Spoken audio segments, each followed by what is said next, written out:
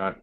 Hey guys, we're back again. It's me and it's my co-host, my partner in crime, my friend, whatever you want to say else, because Whoever I'm she lost for is. words. Yeah. Yep, Tash, aka Sketchney, and we're back with another Movie Magic and Gaming Gurus, number 21. We've got the momentum going, the power's rolling, it's like a train going up into space. We've got it going. So we're here, no one else is viewing, so that intro was pointless. But thank you for watching later on. So, Yeah, so how are you going? I'm doing good. I've been trying to write some script, but I've done some, but this past week's been a rough week, so unfortunately I've kind of lost momentum with the whole writing and stuff like that. I did a bit more today, but yeah, no, I'm good. I've been I bought some games last week and that. We'll talk about that a bit later, but I bought Nice. some games and stuff, so been trying to do Yeah, that. and you got them really cheap as well, yeah? Yeah, I got them Like you said. ridiculously cheap. Yeah, they were like, Nice. as it was, they were like 3 for 2, but like the ones I got were pretty much like 2.99, 3.99. So Nice. I got like 9 games for like 25 quid. So That's incredible. it's ridiculous. So Yes, I'm not well, complaining. you can't for that money. I mean, that's a bargain, No, exactly. you know. So, but But you, when you how are think, you? I'm doing, you know what? I'm doing really good. Oh, Um, I'm not well, and I get oh, really dizzy, and I get really my bad stomach ache, yeah. and I've been having really bad shits, you know. Sometimes, Ah, you yeah. know what it's like. It happens, you know. Oh well, I had my endoscopy last week, didn't I? So, Oh yeah, and then how does that feel down there now? Because you said it felt like they cut a bit of skin. I've still got that little bit of irritation in my throat, like there's a bit of loose What's skin that? there. Um, We can't. Hold on, Donna says we can't hear you. oh really? Oh, I'm sorry. Hello. I Actually, don't there know. is no I can see microphone lines on my picture, but on your picture Hello. when you're oh, now I can. But I don't know. Can you hear us now, Donna? Can you hear us now? Oh, my mine's sorted. Okay. That would So be hilarious. You're taking my best friend, this that, and the other, and nobody's just like, what? you can imagine if all that had been pointless. You know, the whole YouTube. You know, most of the thing is, nobody really cares. And No, then I say all this exactly. stuff, and nobody cares what it was I said, except for later on Facebook. And what do you say? I could say random things like, "Oh, I said my cat had sex with a dog last night," and they'd be like, Yeah. Oh, well, you'll love this, Donna. Literally, as Malcolm was about to click live, I got your text come through to say send us the link. So it was "Yeah." perfect. So luckily, I just had it over and didn't click. Otherwise, that would have been one Yeah, it hell was of a just, way to start, wouldn't it? just oh my god, oh my god, oh my god. It'd be like it would sound a bit like Crazy Frog had returned. Yeah, Put into the exactly. chat. Ding, ding, ding, ding, ding. It's funny because I've actually got one. Oh, really? Not Oh, what my dear. wife bought me. Oh, creepy. Yeah, bumper. I came Nice little down. thumper. It's that smile on his face, though. It's just the most Yeah, disconcerting thing ever. it's not just that, it's that tooth as well. It's like, what the hell? I know, it's, all, Oh. it's going to steal your soul. But yeah, I was a bit depressed the other day, and I got down there, and it was down there for me. Oh, Yeah. And this, what is that? I also stuff put in your lips, see? Oh, like chopstick Yeah, kind of thing. it's, Oh, nice. yeah, Yeah. she got it because it was a message. I got you the thumper. Now you use this.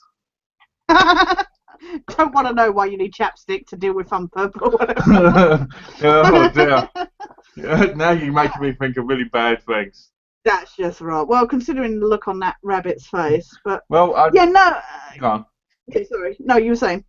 No, you were going on about the thing Yeah, that no, happened in I've front. still got that. I've still got that. The pain has gone. I've still got a little, like if I talk too much every now and then, the pain will come back a little bit. It's like having a throat infection in a way. You know when you get that sore throat pain back. Yeah. It's more that irritation where it feels like there's loose skin and you know like when you keep trying to hock it up and stuff like that, and it's still there.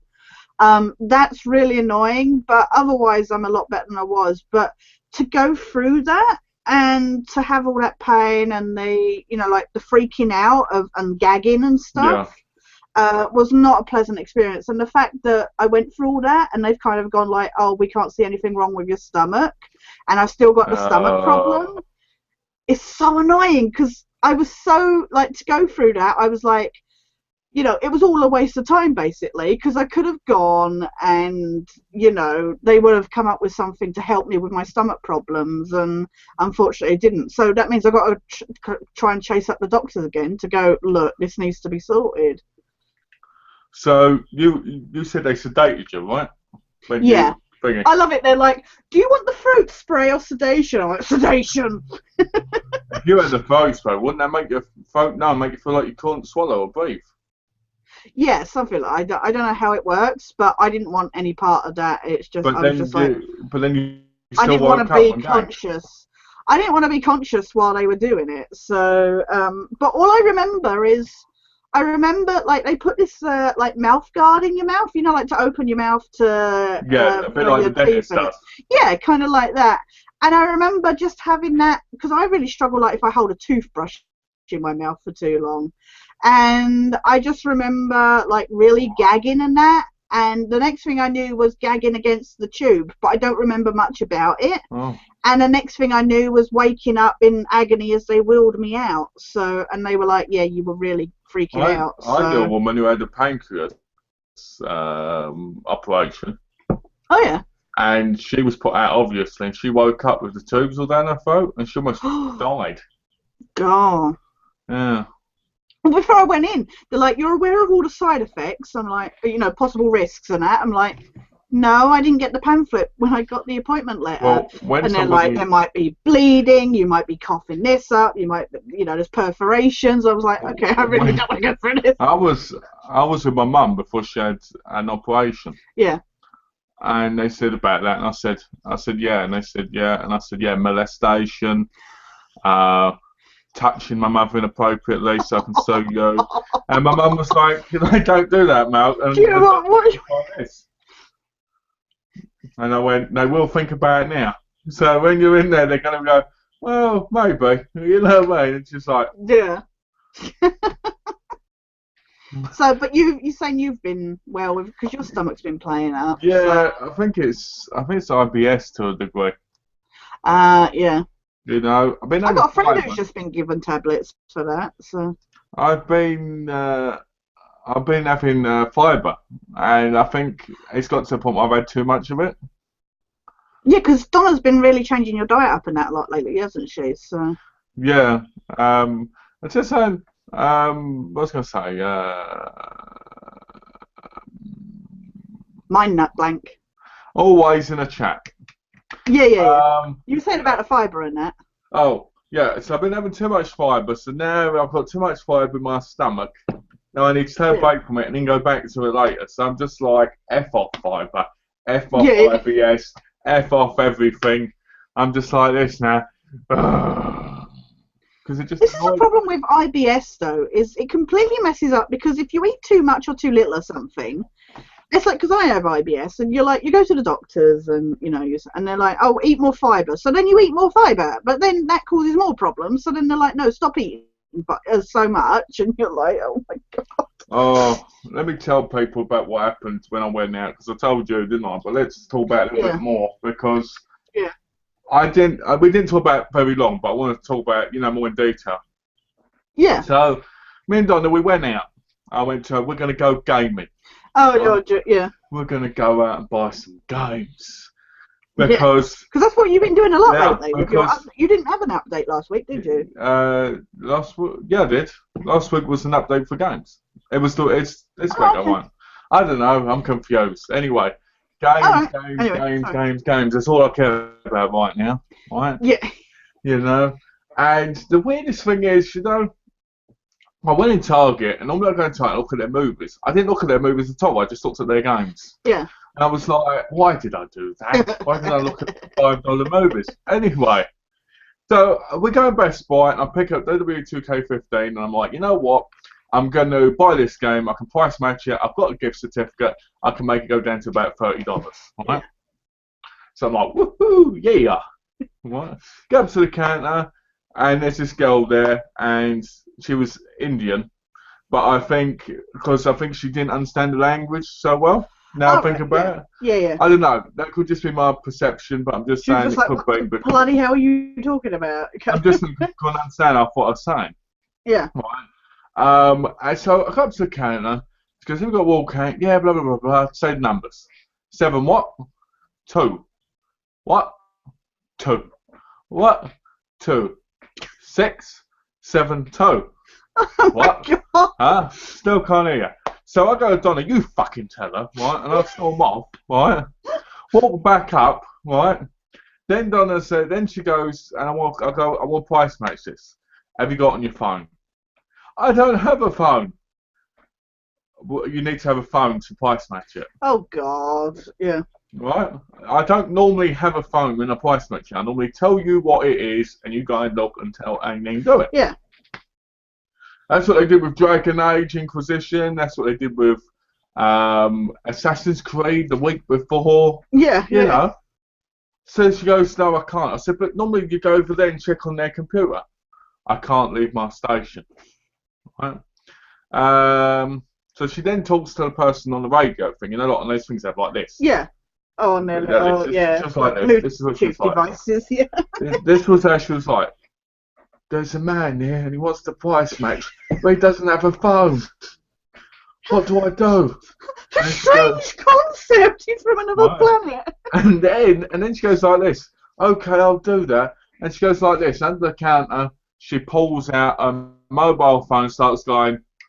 And I'm like, why didn't you do that in the first place? Oh my God, just. You know. And then she goes, okay, I've got the price match. It's what you said it was. And I was like, yeah. Donna flipped in and said, we don't ever have to bring in a phone. We always price match in here every time.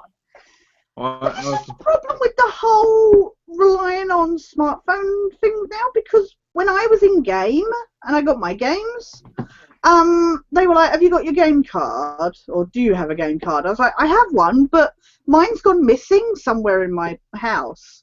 I know it'll turn up, but I just can't find it.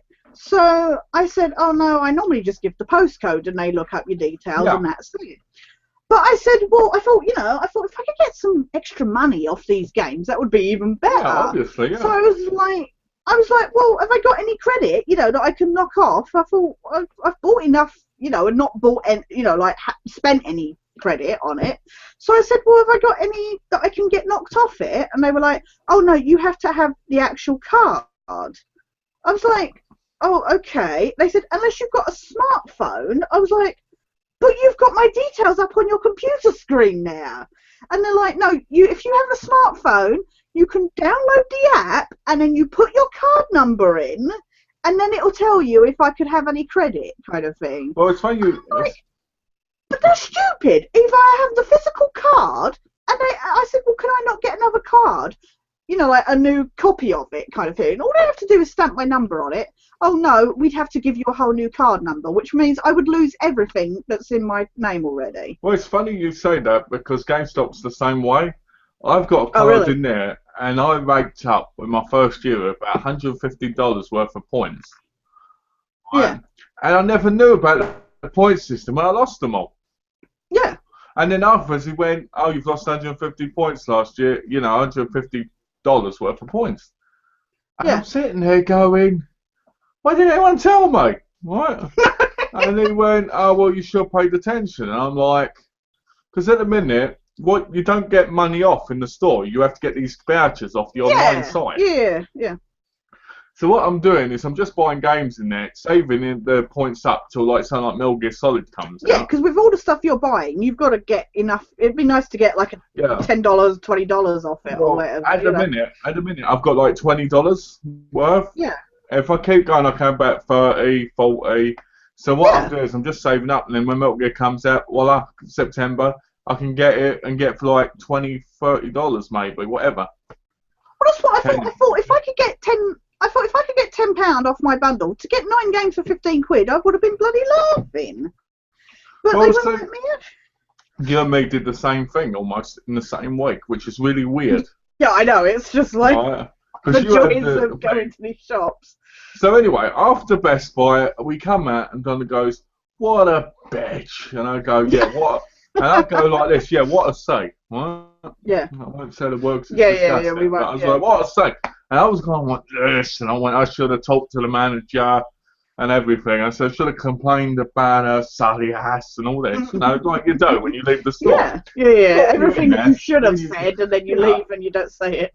Yeah, I should. Otherwise, I should just gone over the can and went boom and headbutted her in the head. That would have been the way to do it. Right, broke her nose, just. Customers always right. Yeah. Then when the manager comes along, punched him in the face. That's how you do it. But anyway. Yeah. Don't try this at home, kids. Anyway. No, this is not advice to live by. So after this, we go to GameStop. Right. Because Donna wanted to go to Sassy's, which is like some hair place. Where they do this fancy stuff for sandals and stuff. Yeah. And it wasn't there. And she was like, oh. And I went, let's go and GameStop. Then we'll go back to the Everett Mall and you can get sandals in the Burn & Co factory. Right? Shit, I just told everybody where I was. Yeah, I was going to say. I'll edit that out later. Yeah. Anyway, it doesn't matter. Right, anyway. So we go in GameStop and I say to her, look, I want to save money. Right? And I say to her, you buy one lot, I'll buy the next lot. I gave her the $4.99 games. Said, you buy these because it'll come to like $15. And I'll buy my three $8.99 ones, and that'll come to like $17 then, instead of them switching them over. Yeah. Right, because I had one game which was like 98 cents, didn't I? This Eat Lead one. Right? Yeah. So I'm standing there, and she goes, oh, I don't know if I want to do that. And I'm like, so she goes up to the counter, right? They're scanning it all, and she goes, I go up to the counter on the other side thing, we're doing this, we've got this sorted, right? Yeah, okay.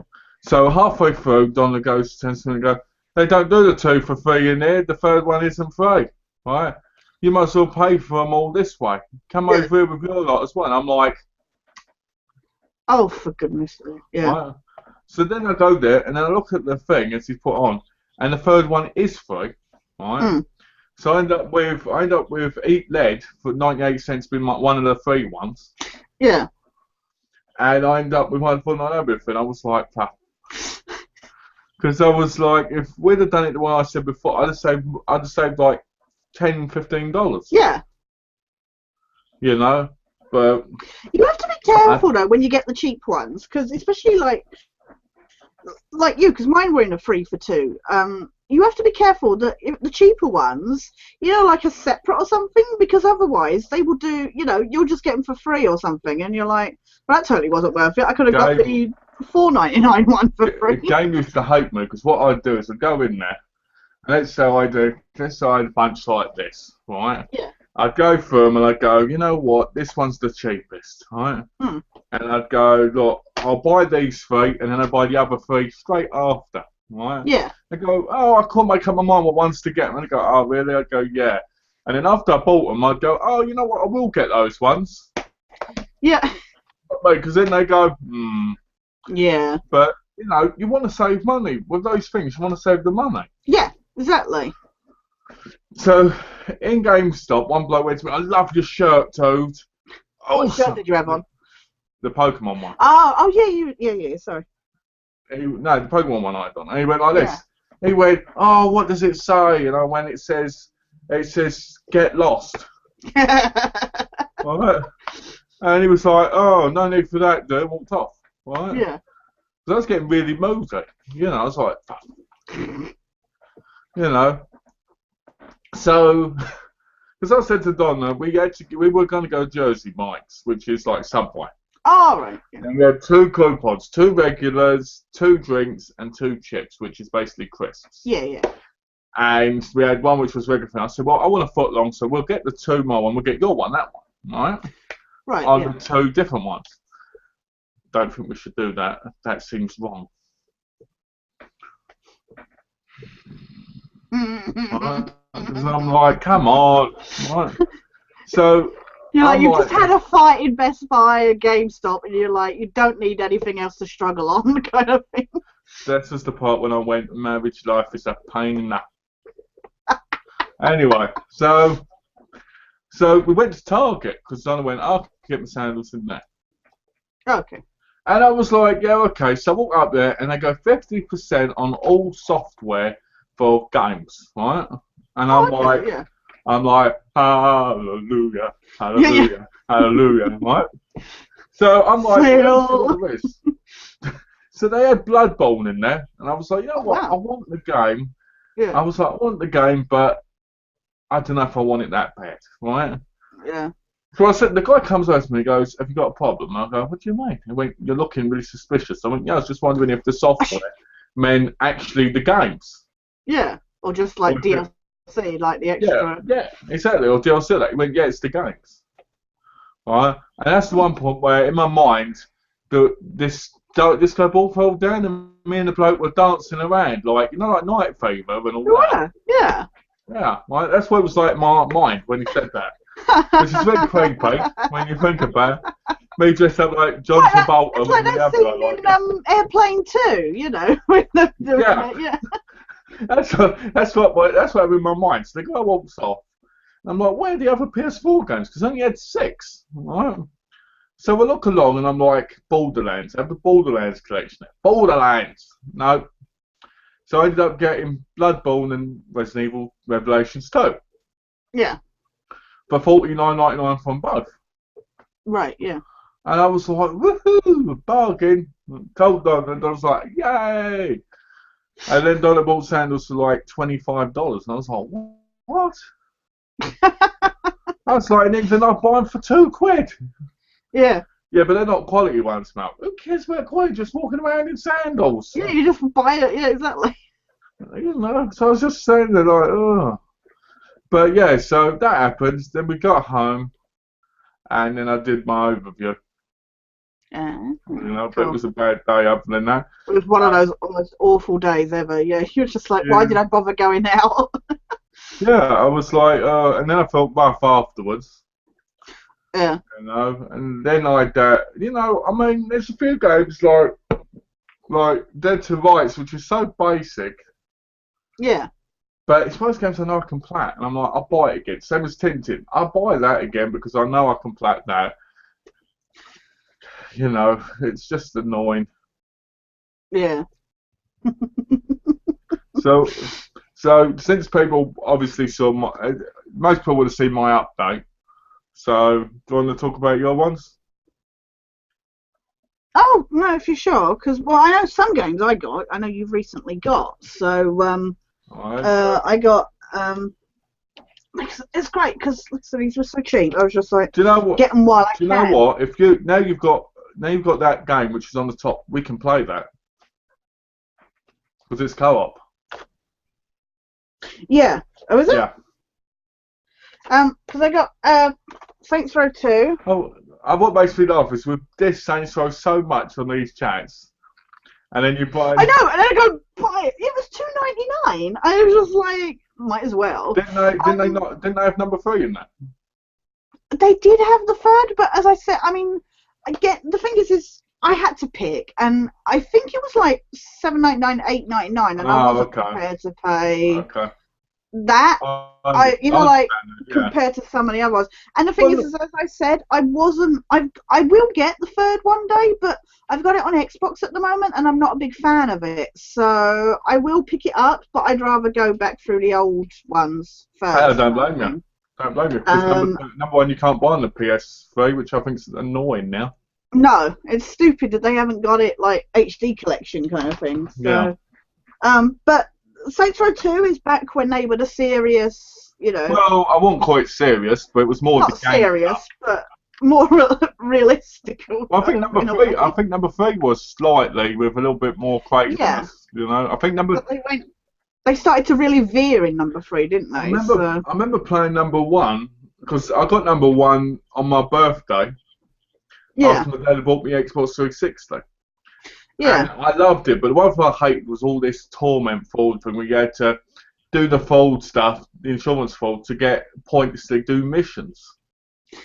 Yeah. And to be honest, they've never lost that, have they? Except for it not being about the missions, it being a part of the missions. I mean, might be a part, yeah. Oh, sorry. But I just thought it was something to pick up. You know, I thought, you know, the thing is I went down, it was like, you know, it's Easter and that, and I was just like, I just fancy picking up some old games. Because I've gone back, you know, I finished Spec Ops. I'm now playing on Food Bar, but I'm kind of taking it easy and taking a break. I'm not seriously going through it. Before you continue, what do you think about Food Bar?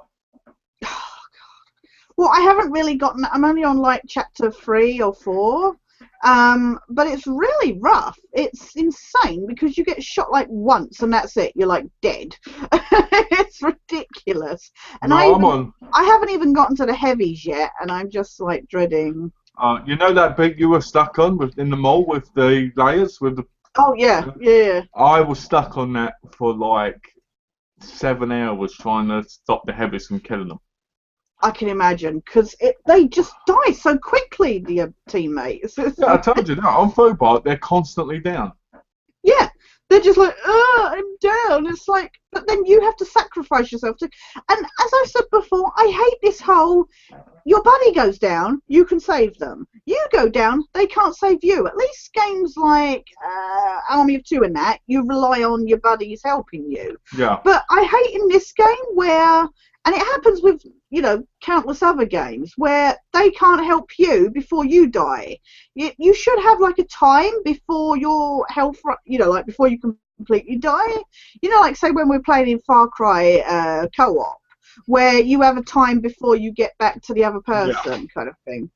They should have that, because I think it's unfair that you have to sacrifice yourself for the AI, but the AI is not allowed to sacrifice itself to help you. Resident Evil 6 is the worst. You don't get any time, and you've got co-op partners in, then you die instantly.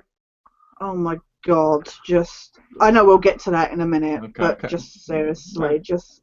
No hope is just awful. We'll talk about that like in a minute. Yeah, sorry. Let's see what else is in your overview, Lee. I got Far Cry 3. Oh, that piece of rubbish. I'd never buy that. I'd never buy that. Never. Double vision. Has that got a passport in it? They put, I don't know if they do this at GameStop. They put these stickers there. Yeah, I hate those stickers. You know why I didn't? Because you can return them if you haven't opened them. I know, but it's stupid. Well, how am I supposed to know the disc is shit, you know, or broken or that, if they put a sticker over it? They should show you the disc before they put it in the box and then put the sticker over. Well, it was funny. Somebody went in while I was stood at the counter and they were sorting out the discs. Somebody went in to trade in their games, and this woman looked at the stuff and was like, "No, that's too scratched. Can't take that." I was just like, I'd love to have known how scratched the disc was for her to go, "No, not taking it." It's got the booklet. So it's got the code in here, but I don't know if it works. It probably won't. It probably won't, no. Exactly. So, because anybody who doesn't know... yeah, you should explain the... Ubisoft have stopped doing the Uplay passport now to buy. So what that means is when you buy a pre-owned copy of Far Cry 3, like me and Tash did, you can't play it online anymore because you can't buy a Uplay passport off the PS3. Which means you need to buy a new copy. Now, most people who buy new copies now say that the Uplay passports don't work in them. Yeah. Right? So now it's like, I paid like $17 for a game, right? Thinking, you know what? That you could have probably bought brand new with the... Which I could have bought brand new with the Uplay passport if it had worked, right? For a couple extra dollars, kind of thing. And I was sitting there thinking to myself, you know what? We've got PlayStation Plus and stuff. We don't need these codes. What the hell? Alright? Yeah. So, now I've got a code which is pointless because it doesn't work. which means now I cannot get my platinum on my game, even though I'm so close to it, because I can't do those co-op missions with Tash. Yeah. So I'm like, so I'm really angry with Ubisoft. I tried contacting them to ask them what their game was. They didn't reply. And, you know, I was threatening to go over there and kill everybody because they annoy me. And I haven't had anything back. Personally, I think these passcodes should not stop working. Yeah, exactly. I think after someone's used them, they should still be able to be used because people buy pre-owned. But this is what, and I know Donna's brought it up in the chat before. Is this whole stupid, and I know we mentioned it because of obviously Assassin's Creed Unity and that, is the whole thing with their stupid initiates program where that didn't work, so they pulled the website down, they pulled everything down, and then people trying to access like the chests, the initiate chests in the game and that, couldn't access them because the system had gone down. So, and they've only just made it available to everybody because they realised it didn't work. And the passport is the same thing. It's like they think they've got this edge and everything, and then it doesn't work, so then they pull it, and anybody, I mean, the thing is a lot of these games, you know, so like, I mean, especially now with me, I mean, I've always bought PS3 games anyway, but obviously now it's nice to be able to pick up games that we can play together or something. Yeah. In the same way, like, I can play games with Donna on the PS4 and stuff, or with you, but I'm just saying generally, you know, like, because Donna hasn't got a PS3.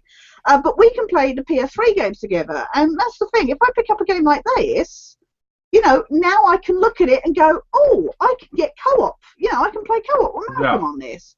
And it's nice to be able to think that, as I've said before, because I've not had that in the past. But then you have a stupid system where it's like, oh no, you know, even though you have a PSN, even though you have a Uplay account or whatever, you're not allowed to do bloody co-op because you don't have the passport. Well, you know what? I'd be more than willing to pay $10 for the passport on the PS3. Yeah. And I could have platted it. No, we could have done the co-op. No, we could have helped each other through it. I'd have bought it, right? Yeah.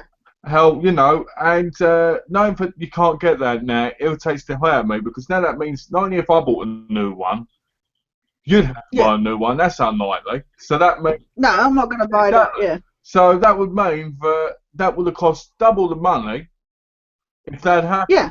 Right? So now I'm just like, F you, Ubisoft, even more. Because I'm like, what the hell? Yeah. I mean, thankfully, I only paid like $5.99 for that. But the thing is I'm not going to then go, oh, I'm going to spend like another 20 quid on a brand new copy just to get the passport. That's what I I have mean. the game already. That's all I care about. That's what I mean, you know. So I'm just like, fuck, you know what I mean? Yeah. Exactly. So I'm just thinking, because the code doesn't work, and I'm sure yours won't work anyway. No, yeah. I think just keeping the thing and then getting all the trophies, and wait until I get a PS3 controller. And try to do it on your separate account. I told Donna if it happens that way, what I might do is I might just get her to do stuff while I'm shooting. She can help out, yeah. You know, which annoys me because it's like, this is what I hate about online gaming. Because companies, they don't keep online around long enough. No, exactly. So why make it a big part of a game? Exactly. You know? So, yeah. So that's what I'm going to have to do, and I'm just like, oh. And you'll probably have to do that as well if you want the plan. Yeah, exactly. I'll probably just be like, I mean, it's nice to get platinums, but at the same time, I'm just like, it's not worth it. You know, if I get trophy, I'll get as many trophies. I'm having the same, because I just went back through, I played Band Hero. You know what? I looked at my old trophy, like, I clicked on my trophies. And it turned out last time I played Band Hero was like 5 years ago. I don't know. And I went back through it to get some of the trophies that I was surprised I didn't get. And I realised why I didn't get them the first time round. Because the stupid tutorials, you have to sit there through the tutorials for each instrument and vocals, and then for band play. And they are really tedious, and they get you to do like these little mini games. And I was like, oh my god, no wonder I didn't do this the first time round playing this. Oh, nice sunglasses, Minecraft style. Okay. But I went I back hate through getting some trophies, and I realised there was no way I was going to get the platinum. I did as many. I think there's one more trophy I can try and aim for, but otherwise, there's no way I can get the platinum because a lot of the other trophies are like players, the full band and get over 1 million points and do this many games on career as a 4 people. That's what happened to me. Like, that's how me on Lego Rock Bands. They wanted one where you played as a full band. Now, what the world needs to know is not everybody has 4 or 5 friends to do every instrument.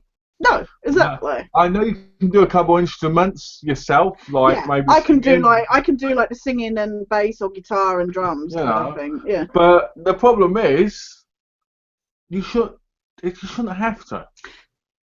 Yeah, exactly. And even worse is if you try and do some of them are online, and that I think it's either down or it's absolutely dead. Because I tried looking for some songs on the store, and it wouldn't respond. There was just nothing. It just was blank. Yeah. So there's no way I can get the platinum on that one. So it's it's nice to get the platinums, but at the end of the day, with something like Far Cry 3, I think all I'm going to be left to do is just try and get as many trophies as possible. To about Uplay quickly, do you know I've got like 1,000 points on Uplay? Oh, really? Right, and I'm like, there's nothing to buy on Uplay. There's nothing to do, yeah, exactly. Like, getting some sort of soundtrack's boring. Why would I want a soundtrack? It's like you go on, like, for the Assassin's Creed or, what's the other one I've played on Uplay? But you go on and you're like, there's nothing really worth spending your Uplay points on. There should be things like you play your U points, you can get a free game or something. Yeah. You know, like the old Far Cry game I picked for $4.99 off the PSN. Should be like something like get 2,000 Uplay points and get that or something. Yeah. Exactly. But yeah, okay, come on. I got Ico and Shadow of the Colossus HD collection. Shadow of the Colossus I've played on the PS2, but I've never played Ico before, so it's nice just to play on PS3. So. Do you know I've never played either of them? Really? Have you not? Shadow of the Colossus is a really emotional kind of story. I think I saw the ending of one of them. Yeah. But I've never I've never played the game. It's one of those collections I want to pick up. Yeah.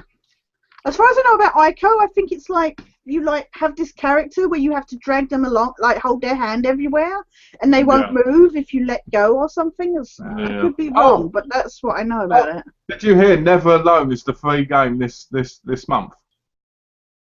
No. You're messing with me. No, tomorrow it's the free game. No! Yeah. Yeah. I warn you, didn't I? Every time I warn you and you never listen, you buy a game and there you go. I looked. How long? I wanted that game. I waited. I did look to see what was, and there was no announcements yet. And you know what? I would have waited. If I'd waited, I bet you it wouldn't have been. I can't believe that. You know what? Donna was like, "Oh, is that going to be the next free game?" I was like, "As far as I know, no." No, you're kidding me. That's awful. That's brilliant. Oh my God! Donna was standing next to me, you know. And I read them out and I went, that's brilliant. Tash is going to be so upset about that. You know? Oh my, I wanted the game and I've had a month of playing it, so, and it means we can play it together now. Yeah, there you go. And Donna will be able to download it. Oh, Donna will be peeing herself laughing at home now watching this. I cannot believe that. That is. Oh. Hi, John. Oh, hi, John. And also, I didn't say hi, Donna, earlier. Sorry. That's because we were sorting out the sound problems. We don't need to say hi, Donna, because Donna's been here. We've been talking to her practically, so... I know. Hi, Donna and John. It's nice hi, to Donna. Hi, John. Hi, everybody. Hey, Don and John. We've got Don John here. Don John, yeah. Sounds like something from Mad Men. There we go. Well... Oh, Yeah. I am absolutely gutted about that. Well, So. at least it wasn't Slender, because I bought Slender for $6.99. Slender the Arrival, Oh thinking yeah, it looks awesome. And then I yeah, find out that when I play it, all you have to do is run around picking up notes and starting yeah. You just generators. run around picking up pages. Yeah. And starting generators up, and I'm like, come on. You know. So I've got to finish 100% in that. Yeah. But Slender turns up, he just stands there, and you walk around, your things are going, and I'm like, See, at least like we've talked about before, Alien Isolation built a genuine tense atmosphere. Whereas yeah. I've seen people play Slender and they're like, and I'm like, really? There's nothing scary about Do you know that. what? It's I like, kept thinking, I wish I'd have been recording myself playing Far Cry, because I was saying some really funny stuff. Like, yeah. oh, your brother dies, his girlfriend's trying to get off with you. You know? And it was like when we joked about the badgers and stuff like that, you know. Yeah. I don't understand. I I don't don't get how understand. people sit there script. It's like the same as, I mean, we said about the PT, Silent Hills. It's just like, Well, I always say Alex is a good example. yeah, I exactly. love The Alex most a bit. fake, yeah. Me and Alex are good friends and Yeah, stuff, but that was like, ooh, yeah. Oh my god, oh my ooh. god, oh my god. Yeah, that's not realistic. I was watching Red Brad playing Resident Evil 2 Revelations. Was it Red Brad or was it? No, I think it was. No, it might have been Duke Nukem. I always get those mixed up, Yeah, I think said it was Duke of Nukem, Yeah, Duke Nukem. It was him then. I always get these people confused because I don't watch their videos a lot. So, yeah. Yeah, and he was going, ah! And all this. And I was like, come on. I was like, people like this. You yeah. know. So if I'm playing a game, like, I'd love to do it on a normal game. Like, I'd like to be playing something like bloody, I don't know, Hannah Montana go, ah! She need her hair done. Yeah. Because it's like, that's more scary than that, Yeah, yeah. It's just weird. Anyway, sorry, went off on Oh, that's fine. I got Star Wars Force Unleashed. Nice. I've played that before, but I've never owned it, so. Is it a good game? Because I've been wanting to get I there. enjoyed it, so I enjoyed it, but I also got number 2, and I've not played that one before, so so I'm interested to see what that's like. But I never played the whole of the first one, so I'm looking forward to getting through it all. I only played like quarter of it, half of it, or something. So I don't know what the end's like, but well, I know I enjoyed it. It's good play, good gameplay. I know both got trophy lists. Yeah. And I think they're both single player, aren't they? Don't know, hang on. There's no online. No, I don't think so. Yeah, no, as far as I know, it's all one player and that's it. Yeah, because I've been wanting to pick them up, but I just haven't seen them in the store at an appropriate price. Yeah, and again, like I say, number 1 was like $3.99 and number 2 was $4.99. So, and again, they were in the 3 for 2. That's not bad. So, yeah. So, but because you played as a Sith, like apprentice kind of thing. So nice. You're not even playing as like a Jedi. You're playing as somebody under Darth Vader. Because one of them is it Cannon Blue? That bloke who was in Smallville, who played. Oh, Callum Blue, yeah. Yeah, because one of them was based on his face, didn't it? He played Zod, didn't he, in Smallville? Yeah. No, it wasn't Cannon Blue. Then it was the other guy. The guy who's now in oh shit, what's that show called? The one who was the Beast thing. I'm so confused right now. Series 8, was it? He was dating Chloe. Oh, right. I know, yeah, I can't. I don't know. Anyway, the guy is the main face on number 2. Oh, okay, yeah. Yeah. So. What, the him? Yeah. He was right. in Smallville.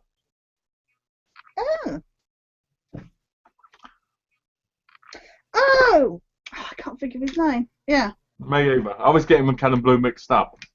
Yeah. But it was a lot of fun. It's one of those kind of button mashing games as usual, but it's a good. Yeah. I thought again cheap. I thought if I buy it in the bundle, then it's Not bad. good to add to the collection kind of thing. So that's one of the. Yeah. I got ignore the best bit about this is the fact that the price on the sticker of this case is completely different to what I actually paid for. And no, you actually paid $29.99, didn't you? Yeah, right. So pre-owned, I got Sniper Elite V2, which I know you got because, of course, we played Sniper Elite 3. Yeah. But even better is, so I paid $7.99 for this, and the box I handed in to the yeah, they desk, switched it, didn't they? They took it at the desk thing. Yeah, they took it at the desk thing, and I got worried because I went back over my receipt. I thought, fucking hell, I knew I hadn't paid that much for my bundle of games, and I was like, okay, why does that say $29.99? Well, it's funny you say it's funny you say that because when I bought Far Cry, yeah, it had $16.99 on the thing, and when you got its case, it had 24 on it. So I know exactly what you're talking about. Yeah. Well, I mean, what cracks me up even more is the fact I think I paid $28 for a pre-owned copy of Sniper Elite 3 on the PS4. Yeah. So the fact this is a PS3 game, the people would try and pay 30 quid for a pre-owned game, an old game, is insane.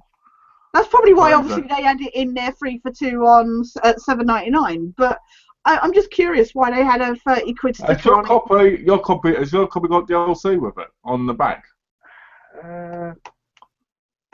Because where would it say? Oh, I don't know, because mine says on the back that it's got DLC. Oh, does it? Oh. Yeah. If not, it's easily manageable to get really cheap off the PlayStation Store anyway. Co-op multiplayer, Sniper's Choice, X-ray kill cam, blah blah blah. It doesn't really say as far as I can see. Let's see if I've got anything of the trophies quickly. If not, they're probably like $5 off of the store, or whatever it is in. Yeah, but the thing is I knew you'd picked it up, and it was something we talked about eventually picking up. So I thought if I could get it in the the bundle of the 3 for 2 and cheap. But I tell you, you're crazy paying $29.99 for it. You're wild, I tell you. I tell you, I wouldn't even bought. I wouldn't have bought any of these games if they hadn't been as cheap. But there is certainly no way I would have paid 30 quid for a bloody. I mean, I don't think any of the games here I would have even paid half of, like 15 quid for. I think the most expensive game I bought was $7.99. So, and again, that was in the 3 for 2. But I can't believe that had a 30 quid sticker on it. I was just like. Well, you pay $29.99. It just shows how committed you are to playing the game with, mate. I understand. I'm a great co-op gamer to play with, so yeah. But no, I wouldn't have paid that either for the game. I think the game cost me $16.99. Oh yeah, so even that's quite expensive. Well, if you take out that off, about what, £11 or something. Yeah, 10, 11 quid. So that's around what you paid, except you paid a little less. Yeah. Which isn't too bad. I won't pay $40 or $29.99 or $50 for it.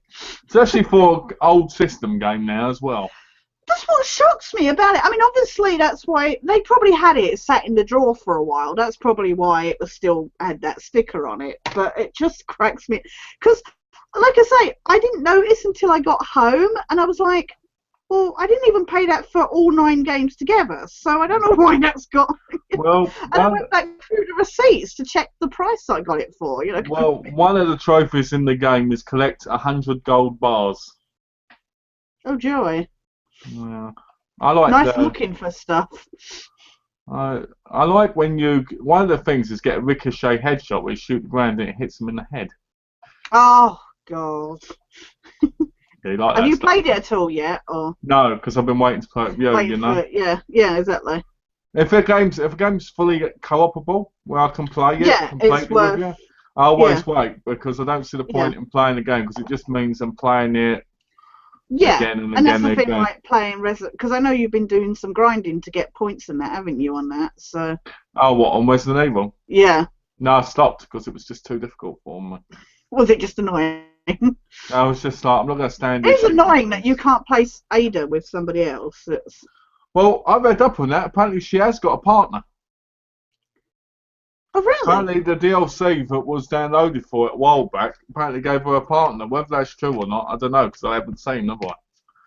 Yeah. But if it has, then it means we can complete the game 7 times together. Oh, joy. We're fucking not playing it on No Hope, I tell The you. good thing, Seriously. to be honest with you, the good thing after completing No Hope is we should have all the trophies on the difficulties, Yeah, but also we'll be able to just go through it again on casual, yeah, and we'll just be able to run through the things, collecting emblems and everything. yeah. Well, we'll be playing it as professional when we play it as the other characters, won't we? Like, you know, Yeah. like the main characters, and then when we play as the swapsies, we'll just do it on Yeah, that's casual. what I mean. Yeah. But yeah, no. Always play on the hardest first. Yeah. That's my motto. Unless it's No Hope and there's actually no point playing it because you don't get extra trophies for it. If you don't play on the highest difficulty, you're not a real gamer. Yeah. Oh, we've been playing it. It's just been tedious this last session. It was ridiculous. You should have heard us on Friday. We were playing, and all our kick going was fuck. Yeah, and I was like, Right. And all Tash kept going, was, is this going to be the end of the chapter yet? Like, no! It's like, because you die, like we beat the big boss thing in the 4th chapter. Yeah, then there's I no checkpoint. And then Tash got killed, we had to redo it all over again because we didn't know where we had to go. Yeah, I couldn't see where to go. The game's very dark, and unfortunately, there's a lot of people that swarm you, like these Javo things, and I got swarmed by him, and Malcolm had like run off because he could see where he needed to go. I couldn't see where he'd gone, and he's like, over here, and I'm like, I have no idea where over here is, and the next thing I knew, I was dead. We thought he would have naturally checkpointed after killing the boss. No, apparently that's too much. I have to be honest though, I don't think No Hope's that hard. I mean, it is. No. But when you think about it, not as hard as I thought it would be. But when you think about it properly, it isn't, because once we figured out how to beat that boss, we did it twice in like 20 minutes. We did it twice really quickly. Yeah, exactly. You know. Once we stopped paying attention to all the gits that were swarming us, we were just like, I'll just focus on the BOW. But no, it's not difficult. I'm just finding it really tedious. And the annoying thing is you play it on No Hope, you don't get any extra bonuses for playing it on No Hope. Well, you know what? I think like trophy-wise. When I play number 6, I feel like I'm playing an arcade game. It is very arcade. It's like playing Time Crisis in a way. Yeah, because you're running about, you're fighting one group, or you're going to the next area, fighting another group. Yeah. And you're like, this isn't what Resident Evil is. When I play Revelations, most of the time there are no enemies. Yeah. And then when there is, there's big groups of them, but you can get by them. You can run by them. I know in number 5 you can run by them completely. Yeah, but this is the thing. I mean, people have said, as we said before, this is the problem because 4 was so epically amazing and well received. Capcom have focused more on making it an action game, and they've completely detached themselves away from the whole survival horror thing.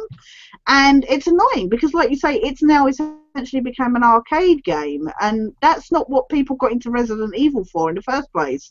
And I know you said last time that really a lot of blame has to go towards the movies because that's what the focus has been, kind of thing.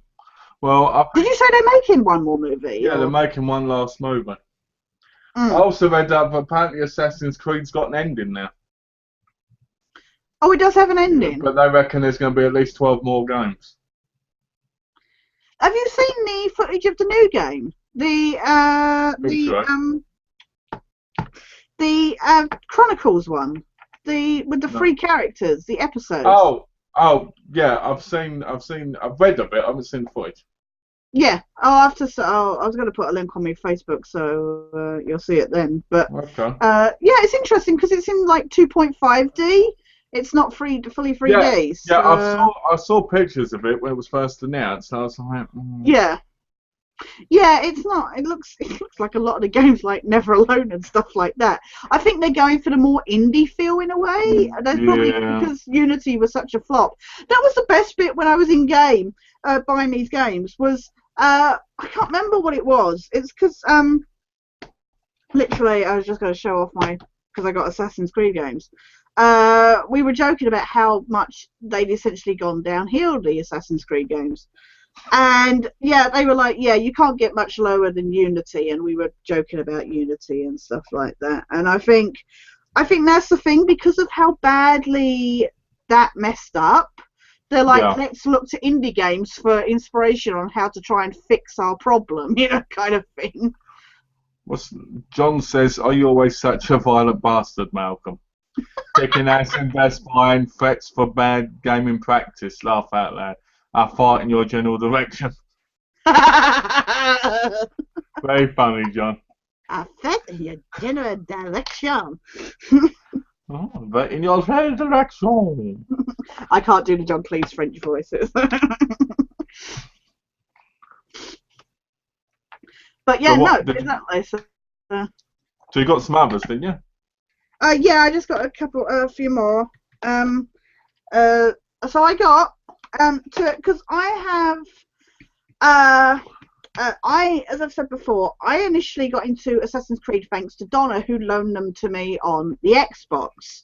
But I own like Number One, Revelations, Black Flag, and anything since Black Flag, Rogue and Unity and that on PS3/PS4.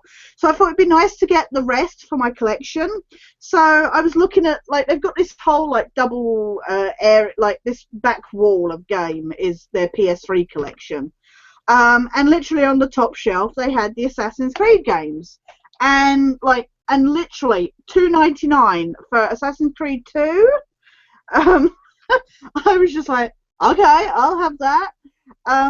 So I got that, Assassin's Creed 2, which is easily like the best one out of the lot. So. I think that's arguably one of the best. I loved Brotherhood, but I think two and Revelations. Yeah. So I got 2. I got 3. The best bit about 3. So again, $3.99 for this one. But you know the best bit about this? They pulled it out the drawer, still sealed in cellophane. That's so crazy, isn't it? Even though I got it as a pre-owned, obviously somebody had bought it or been given it as a present, didn't want it, and just traded it in. So, well, but I got it as a pre-owned. Well, you were luckier than me, because when I went to buy my copy, the bloke tried to give me an empty case like this. I picked up one with pictures. Oh, yeah, because you got that. Yeah. And I was like, why are you giving me this case when I want one with a case? Oh, that was the one that was in there.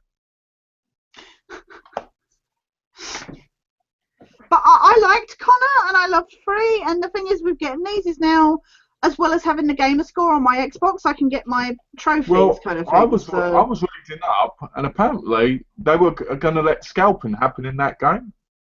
Yeah. Really? But then Ubisoft decided if it was too violent. And I was like, I'd really like watching that. That would have been brilliant, yeah. Honestly, you're just giving John ammunition to say you're a violent bastard. No violent, never. You know, I'm not violent. I'm just aggressive. So I got that still in its cellophane. I got Brotherhood, $4.99. Again, I loved Brotherhood, so that was a good. So I now have all the Assassin's Creed except for Liberation. So I think on the PS3. I think you got Jess and me buying the whole Assassin's Creed one. So you thought, you know what? I saw you. Yeah. No, I said to you before. I had the other ones, and I really wanted to fill the gap. And the fact that they had these so cheap was just like. And again, 3 for 2. So I essentially got. What, all those for like £7. That's incredible. So yeah, I was not complaining about that. So that was my 9, and then there's a little extra. I picked up Battlefield Bad Company it hasn't got the sticker on it. $1.99. Not bad. You know, like your 89 cents one. Well, Yeah. the thing is I had the other 9 games, and I was like, well, I didn't want the $1.99 one to be the free one, especially if I'm getting ones that are $3.99. So I was like, I'll have those ones, and then I was like, I'll pay for this separately, you know, kind of thing. Do you know what? You know what you should do when you go in these? Go, look, I'm picking these ones up for my friend who can't come in today, and I'm picking these ones up for myself. I'm picking that one up for my dog, Mulder. Yeah. I'm picking these ones up for Shadow, my cat. Right, then they'll think. Yeah. It was her birthday yesterday, so they'll you know she wanted some games to celebrate. They'll think they're a nut job, but they'll do the bargains because they'll be like, this woman's crazy. Let's just do it. And the best bit is when I put the lot down on the desk, they were like, "You trading in?" I was like, "No, buying." Yeah, I don't get this thing. I've gone to CX and bought like 15 games in there. Yeah. And they always go like this. They go, "Wow, you're buying a lot of games." I go, "That's nothing."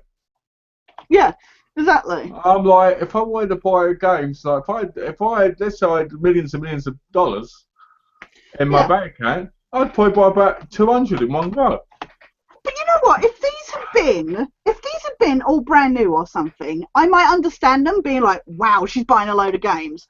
But the fact that these are all free for 2 at $4.99, it's like, actually 9 games is really not that much. Well, you see, I had the same thing you did with your Assassin's Creed. They were like $4. Yeah. And I went, what got me, and I don't understand this, is they were all $4 and $6, right? Yeah. But when I went to get number 1, it was $12. Really? Oh yeah, you mentioned yeah.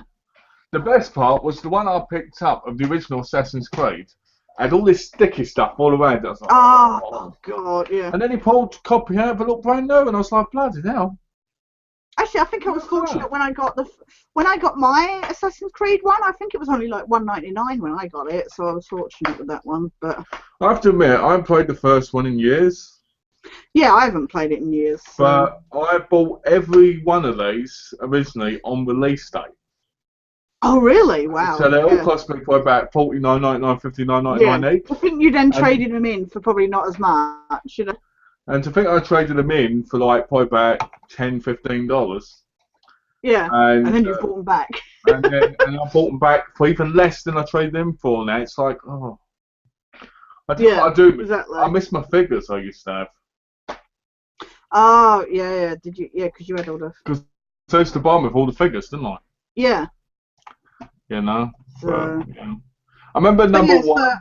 I remember number 1 being fantastic, but I remember it being very repetitive with the whole eavesdropping, pickpocket, following, and then you had to kill somebody. And I remember the best bit was the bit with Templars. I think it was in the cemetery. All right, yeah. Where you go to kill one and it's not the one you think it is. It's a trap. Yeah. Yeah, I remember that. I think that was awesome. But the good thing about having them all now is you don't need the Uplay passport thing because you're not going to do the online anyway because it's dead. No, exactly. So it's just going to be nice to go back through them, and especially like you say, because I've played them on Xbox, it's going to be nice to actually, because obviously they were loaned off Donna and her husband. It'll be nice to actually own them and be able to go from them whenever I want and stuff like that. So and like I say, I now have the whole collection on PS3/PS4, so it's nice to have them all on the same system, kind of thing. It's so weird though when you pick them all up and you realise how many there bloody is. I know. It's like... There's 2 games you need now. Yeah. You need Liberation and you need the PSP one. Yeah, exactly. That's the thing that I don't. You know, even if you don't have a PSP, just have it in the collection. Just sit there and go, I've never played this, but at least it's in the collection. Yeah, at least it's in the collection. So yeah, I got it for £1.50. You know, I don't know anything about it. Don't really care about it. Whatever. It looks nice. Yeah. Because I think in that one you play as LTO again. Yeah, I think so. I think it's like, you know, early days or something. I can't remember. Because I bought Liberation on PSN, didn't I, for like $6. Oh yeah, you got like the PlayStation port, didn't you? I thought, why not? So, yeah. I owned it on but it was rubbish.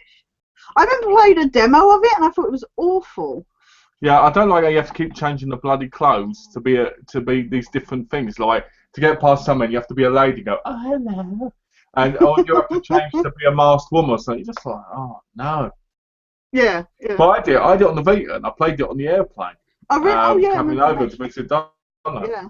Because I remember I paid 500 quid at the time to have 8 games, and the only game I wanted to play on the bloody plane, this was the weirdest thing, was bloody FIFA. Out of all the games, I had Uncharted, Golden Abyss, I think it was Street Fighter versus Tekken, I had some other games, I can't remember what they were. Yeah. I had the PlayStation Plus year. Yeah. I remember the game, and I was on the plane, and I kept going, I can't concentrate on these things. Let's put FIFA in. And I was like, you know? Yeah. On a good note, if you had the Vita off, because I had it off in a drawer for like a month when I visited, when I got on the plane, it was still going for another 12 hours. Oh, really? Yeah, it was impressive. Nice. See, I've never had a PSP or Vita, so because I can't see the screen really, they're quite small, so yeah, it's not really worth me having it. I like it, but I don't see the point in sitting there playing on Vita when you can play on a bloody TV and play a real console now. Yeah, exactly. But Bad Company I've played before, but I've never owned it. So, but for $1.99, I was just like, might as well pick it up. I bought my copy for $2.50. Oh, really? So $2.50. Yeah, it seems to go really cheaply. But so I got that nice big bundle of games, and I did get the games from Donna's husband. I got a selection of the games of Donna's husband. So gaming central at the moment. Xbox games though. So what were they? There's not many. Sorry. Let's see the stack first. Let's see what it looks like in the stack first. It's not that. It's just. That's a good amount. 7 games. So that's not a lot. That's almost identical to the 9 you got on the other one. I know exactly. So, but I got Lips, which is a singing one. Came with the 2 wireless motion microphones. So Donna's husband likes singing. Donna likes singing. Okay. I don't know if her husband does. I was going to say, because I like singing, so why not? But Donna loves singing, and I have to say, I don't know if it's the same game or if she downloaded the song. But there was the thing I always remember about this song, because I played it at her house many times before they moved house, and I remember being sat there, and there was one song, Dido's "Here with Me." No, White Flag. Sorry. Yeah. And you can do like tapping on the microphone and shaking it to get certain extra like badges kind of thing. You know, if you do it, beat it in time with the rhythm of the song. And I remember me and her niece were singing White Flag, and we got so close to getting this like trophy / gamer score. But we didn't get, we got like 100% on the singing, but we didn't get 100% on the doing it in beating in time with the, or whatever it was anyway. And we did that song about 20 times in a row, trying to get that one little bit badge to get that trophy. Never got it. I was so that song now, when I've done it on SingStar, it just sticks out in my mind, because it's just like, I don't need that song ever again. I don't blame you. But it was nice because I don't have any of the singing things on Xbox, so it's nice to now go either SingStar on PlayStation or Lips on. Because the good thing about Lips is you can put any song on, you know, like on a CD or something, and it'll just automatically come up with, like you just sing. Yeah, if you know the song, it won't come up with the lyrics. But it's nice I could put any song on that I, have. And I could just sing along with it and play the games kind of things. So that's a lot of fun. So I got the Steelbook edition of Devil May Cry 4. Didn't you just recently get this for PS3 or what? I can't remember. No, I bought the trilogy. I didn't get number 4. Yeah. Because DMC is the 5th one, isn't it? Yeah, it's kind of a reboot, wasn't it? It was like a. Yeah. Well, yeah, but you know what I mean. It's the 5th one. It was the 5th edition. Yeah, the 5th one. Yeah. They're doing another one, aren't they? Yeah, because I need to get number 4, and then I need to buy number 5 on the PS4. I'm not going to buy it on the PS3. No. No, you and, learned that after getting Batman 3, didn't you? Lego Batman 3. Yeah, I learned that after that. I'm not going to do that again. The trophies look quite difficult though. Like you have to get all these S ranks and all that. I think it is. Oh yeah. Is that May Cry from Capcom? Yes. Yeah. I thought so because the S ranks are in Resident Evil as well. Yeah. Oh god, they're really annoying. The S ranks, getting those medals and that. It's just. Well, I'm getting them. I'm getting them all really good in Revelations, but the problem is you have to go through the same story mission episode like 5 times. And I'll be honest, I like getting the trophies, I like getting the golds and all this, but going through the same thing 5 times is ridiculous. It's just insane. Yeah, exactly. I know the second level off by heart now, which means I can do it in invisible mode. I can do it in countdown mode. And the problem with that is by doing it in countdown and invisible mode, I end up dying, so I don't have to do them again sometimes. I'm just like, F off. Yeah, exactly. Honestly. I think they have S rank. I think it is a very Capcom thing because I think they have S rank in like Marvel versus Capcom. So I'm not sure. I could be wrong, but yeah, I hate that though. Marvel vs. Capcom does exist, yeah. Oh no, I know. I wasn't sure if they had S rank in that. Oh, okay, yeah. I don't know because I've never played them. No. I got the Mortal Kombat game. Oh, I'm so jealous. No, I doubt on the PlayStation. I've played this. Yeah, I've played it, and I know it's fun. You know, I doubt through PlayStation Plus. Oh, really? Years ago, I had all these games downloaded from it, and that was one of them. Yeah. And I enjoyed it, but as soon as you lose your PlayStation Plus, you lose the games, don't you? Yeah, that's it. Yeah, so I lost all the games as well. Oh, God. That sucks.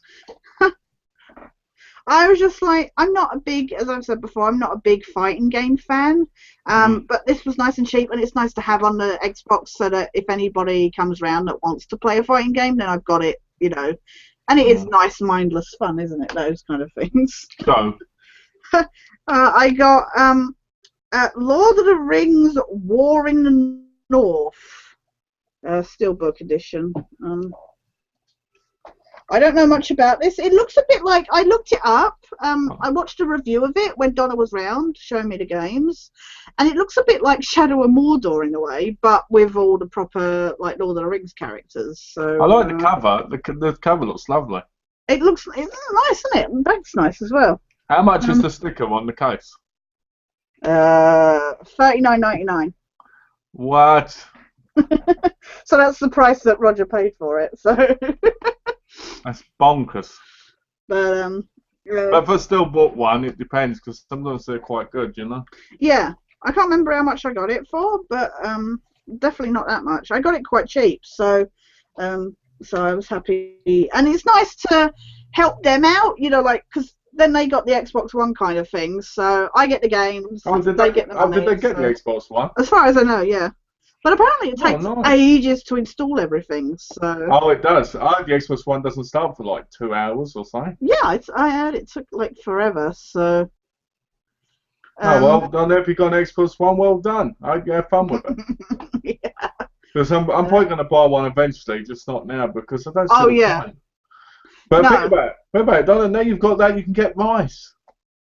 Yeah, I think she did get Rise. I think she insisted that it was one of the things that he got, you know, like in the bundle kind of thing. So. Well, hopefully that is as good. I keep meaning to ask if she's gotten a chance to get to it. I got Dragon Age 2. Yeah, I need to buy that. I haven't played the others yet, but I need to play it. Yeah, I know you got it because you've played Origins and that, haven't you? I've played Origins, yeah. I've got Origins to play. I've got Inquisition. Yeah. I need to get number 2. I've never played any of the Dragon Age games, so I thought this would be a good introduction, you know, nice and cheap. Like, it gives me a taster, and then, you know, obviously I'll get the others on PlayStation or something. The good thing about it as well is it'll be something we can talk about when we both played a bit of it at once. Exactly, yeah. It's like experience it.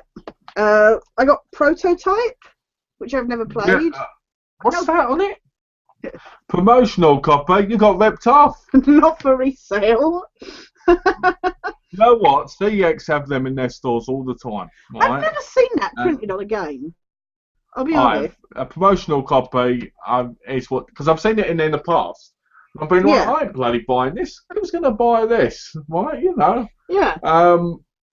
But, you know, I think, to be honest with you, I think he got it from CX. So. well, it looks that way, doesn't it? But, I mean, it probably was cheap Yeah, anyway, CX because sticker. I wouldn't have paid a fortune for a game, you know, without the cross it. No, yeah. If it was like, I don't know, 10 quid when it was like 40 quid or something, then yeah. Yeah. I think I got it for like 150, but because Donna put it in their game, they have an app where you can scan it and then it tells you how much they'll trade it in for. So. And hold on, so that happened, and then what? You paid what that said, or? Yeah. Oh, okay.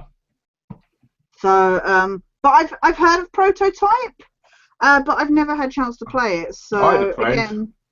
I had a friend who wanted some of our games once. I just said, here, take them. They're yours. I don't need them. Yeah. Get rid of them. Yeah, exactly. Yeah. Here you go, take this. Take that. You want that 50 quid game? Here you go for free. I'll just buy another one. You know? And last game is Prince of Persia, Forgotten Sands. Yeah, I've got the other. I've got 3 of them, but I haven't got that one. You got like the bundle, the HD collection, didn't you? Yeah, I've got the trilogy. Look right here. And do you know what? I was looking at the trophies like, these are easy platinums, right? And then one of them was, don't die. And I was like, oh. Oh, Donna says he didn't pay that amount. Okay. He never paid that amount. Well, thank God for that. I was like, wow. Yes, we got rights. I did make him after he placed it more than me. Oh, well, thank God for that then, Donna. I hope it's good. Yeah, as long as he's enjoying it. So. John put, how did your guys game in on Friday? I know you were still questioning each other what you were going to play when I signed off last week. Oh, we were playing Resident Evil 6. Yeah, because we had problems. Because the week before we were playing, we tried playing Army of Two, and that never worked. So we started playing Resident Evil 6, and we continued on Friday. What a nightmare. We tried doing Army of Two, that didn't work. Army of Two, 40th day didn't work. Then we put in Resident Evil 6, now we're like, why didn't we just put in Little Big Planet? Yeah, exactly. But we played Little Big Planet 3 recently, so it was like, let's do something different. I was looking at Little Big Planet trophies, and they're practically all online. Be the top in a scoreboard. Be one of the first teams to do this. I was looking for them because I was looking to see what I had. Yeah. I was curious. I was, obviously wanting to see what we could work on getting, kind of thing. Yeah. Obviously, we'll need them for you as well. But I just meant like ones that I need to focus on because obviously, like a lot of the like the extra hidden sections that you can only go in with multiplayer. Obviously, I've not been in because I've not had anybody play with me. Even Donna hasn't played the earlier games. One of the trophies is to do submissions of 4 people. Really? Yeah, 4 players to do it, and I'm like, oh, come on. You know what I mean? But I was looking through, and like you say, it was like, people must rate your level this much, and this, that, and the other, and I was like, what? You have to get 10 likes on a creation, and that's obviously why they cut back on them for number 3, because people must have complained. Hello, how are you, Tash and Malcolm? That's from James. Hello, James. Doing good, but you sound like shit, son, so get in bed. Yeah. And you bought that shit, are you afraid of the dark side? Let me tell you something. Get the real one, please. That just was awful. Have you watched any? Is the quality alright? There you go, that's my question to you. But, yeah, I even the second one, I was looking at both, there's like 20 trophies online each. Yeah. I got to ask Donna, is Rise any good? Sorry, I just wanted to... Because she only played a bit when we were around a friend's house, so I'm curious. I asked her 5 minutes ago. So. Oh, sorry. No, I'm just saying. I was waiting as well, Yeah. But yeah, I don't know. I get quite annoyed by these online. I can understand 5. 5 should be the most online. Yeah. Rage has 2. One's to play in a match and one's to win a match. That's what it should be. Unless it's a multiplayer game like Mag was. Yeah. Because, even Battlefield's got 2 online trophies. Well, I get, like, I mean, a lot of people buy, say, the Call of Duty games for the multiplayer. So I don't think that should be the focus of the trophies, but I get if there are more trophies for that online. But like you say, I mean, you could have 4 friends sat at home playing Little Big Planet with you, and you wouldn't have to go online. Why then they insist on making you create stuff that you have to? And the creating system is not as good as it is in number 3. Why they keep insisting on making you do it to get these online trophies? And you say there's only 2 for Battlefield. Yeah. Well, I don't get why they do that. It just annoys me. Because I want to. Quality episodes are great as if it was a brand new DVD and can't buy the normal one, too expensive. Well, you know what? Buy the normal one, put that in a giveaway, right? And be happy, because I don't know how you can have like a burnt to DVD one with that really nice number 6 or whatever one it was, number 5 or whatever season it was. I couldn't do that. Yeah. I couldn't have the English ones either and have them together because it just wouldn't make sense. It wouldn't. But that's good for you, James. If you like that, that's good for you. And I heard your voice to sound awful. I hope you're getting better. But yeah, you were saying about trophies.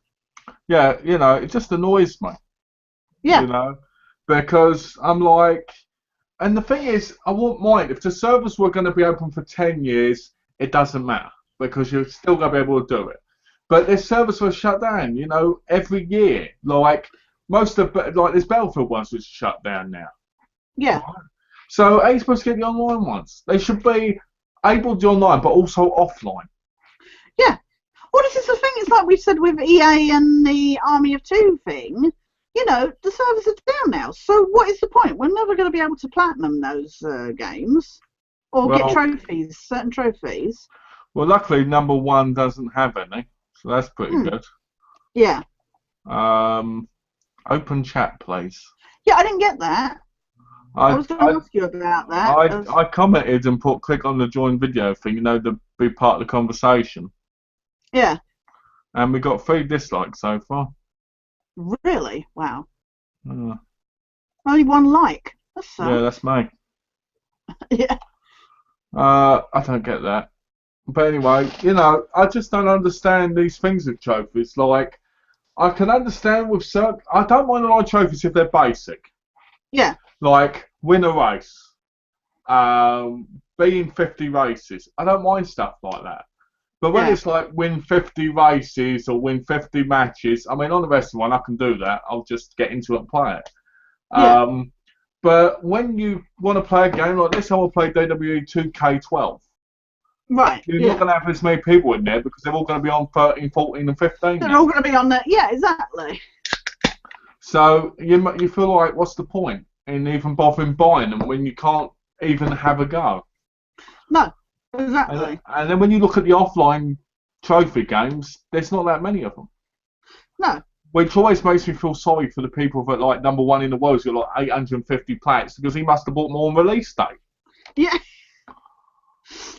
Because a good example. You were saying about the person with the most in the world and stuff, and you said what is it? They get like 16 trophies per day or something. 16 trophies per day. Yeah. Which is just sad. My average is 1.4, even though I get about 8 a day at the minute. Yeah. But it's only because they're all easy trophies, Yeah. But 16 per day is sad. I mean, 835 or 75 platinums. It's just crazy. Yeah. When you think the PS3 came out in like 2007, right? That's a lot of gaming hours of wasted time. That's a lot. They must be single. It's just like. They've either got to be in Iran, didn't you? Yeah, they're in Iran or something. It was like. So they're either single or they're extremely rich and pay people to play the games for. It's just funny because when you think of a place like Iran, you think, not wealthy, except for the rich people out there which are evil. And then you think to yourself, wow, there's a lot more people out there rich than we realise. Hell, they're richer than most of the people in America and England. It's just funny to think as well of, like you say, because they must have bought the games on release day, or something. Yeah. And I don't know what the say like the UK is like behind when the release date is in America, say, of games and stuff. In the same way that games that come from Japan, they're released later in America or wherever than they are in Japan. Yeah. And you got to wonder, I don't know what the Iran kind of release date schedule is compared to the rest of the world. I would never have thought Iran would have even had games. No. It shows how we are so blinded by what we are so easily ignorant of like our stereotype. If you said to me, what do you think of Iran? I'd think, well, they're butchers out there, can't pull his hands off. Desert, they've got no TVs. Yeah, no internet. Except for the rich people. And we're not saying that is the case, but we're saying it's easily, you can't offend anyone. Yeah. And in reality, they're better off than most of us. Yeah, exactly. The rich ones, I mean. So it does shock me. I'm like, we look down on these people, yet they've got billions and billions, and we've got pittance compared to them. Yeah, exactly. But I just can't even, it just really blows my mind that, not only, like you say, they must have bought those games on release date to then be able to get those online trophies and that. And especially, like you say, a lot of those trophies take so much work to, even on the online ones, say, if they're capture the flag ones, you have to, say, with Last of Us, you have to win this many matches, you have to get this many people in your clan, you have to get, it's like, really? Just they did that? The fact that they did all that, and multiple times on different games, which were on different systems, which were the same game, is incredible. Yeah. Well, we were blown away by Darkus, weren't we?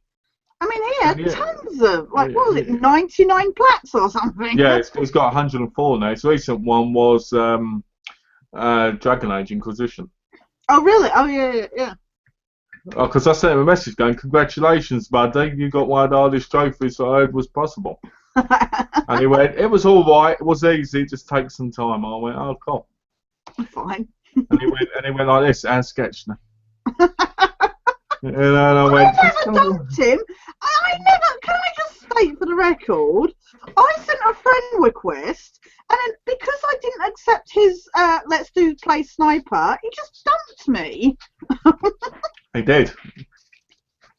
It's got like 12 friends on his list, and I'm one of them, which amazes me because I'm like, I'm just like, I didn't want to get rid of him. It was just I didn't want to play sniper anymore. Well, I have to admit, it was a bit hard. Once we were done with that game, there was no way I was doing the challenges. It was a bit hard playing sniper with him when he wasn't even talking.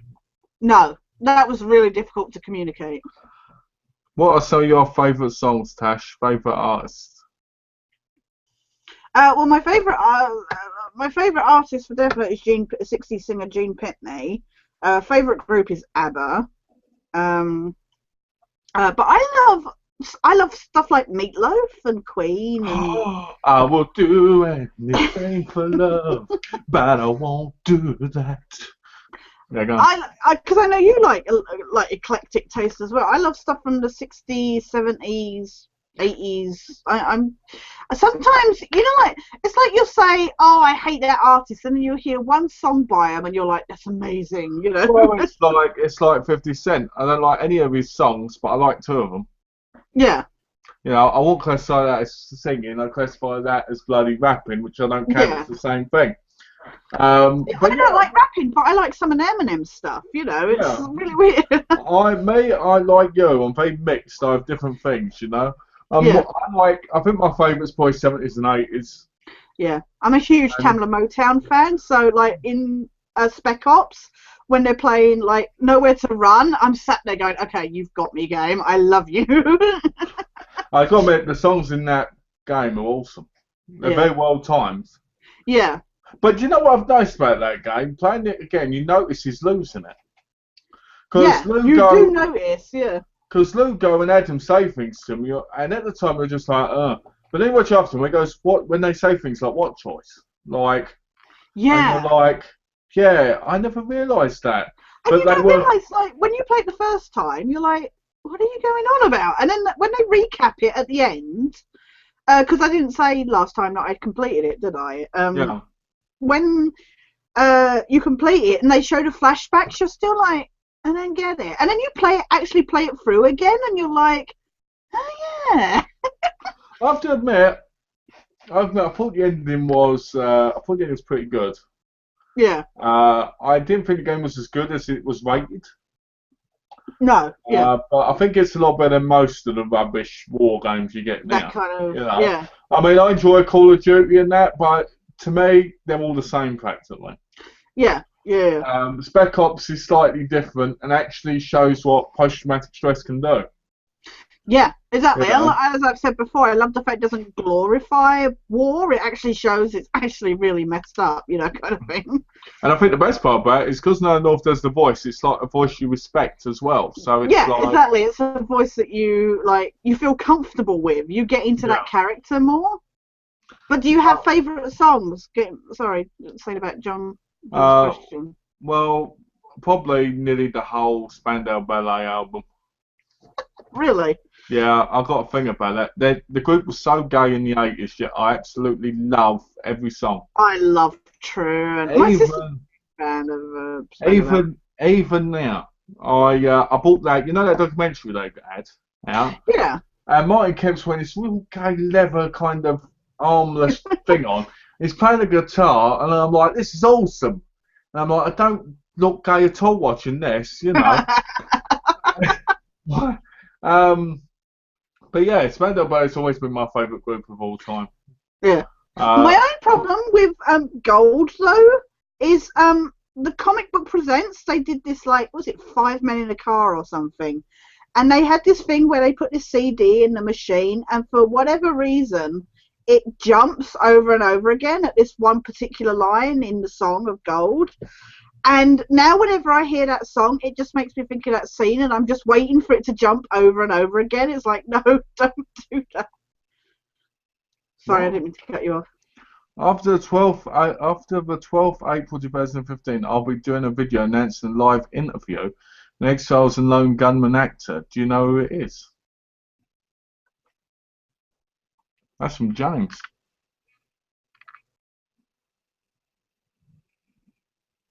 I bet he was doing I bet it's going to be bloody Dean Hagland. I bet because I said last time that I'm friends with him or something. But as he doing a live interview with the person? I don't know. Who is it, James? Facebooked him or something. Who is it, James, and how are you doing it? But oh dear. But anyway, I need to tell mate to just laugh because this is funny. But anyway, where were we? Talking about songs.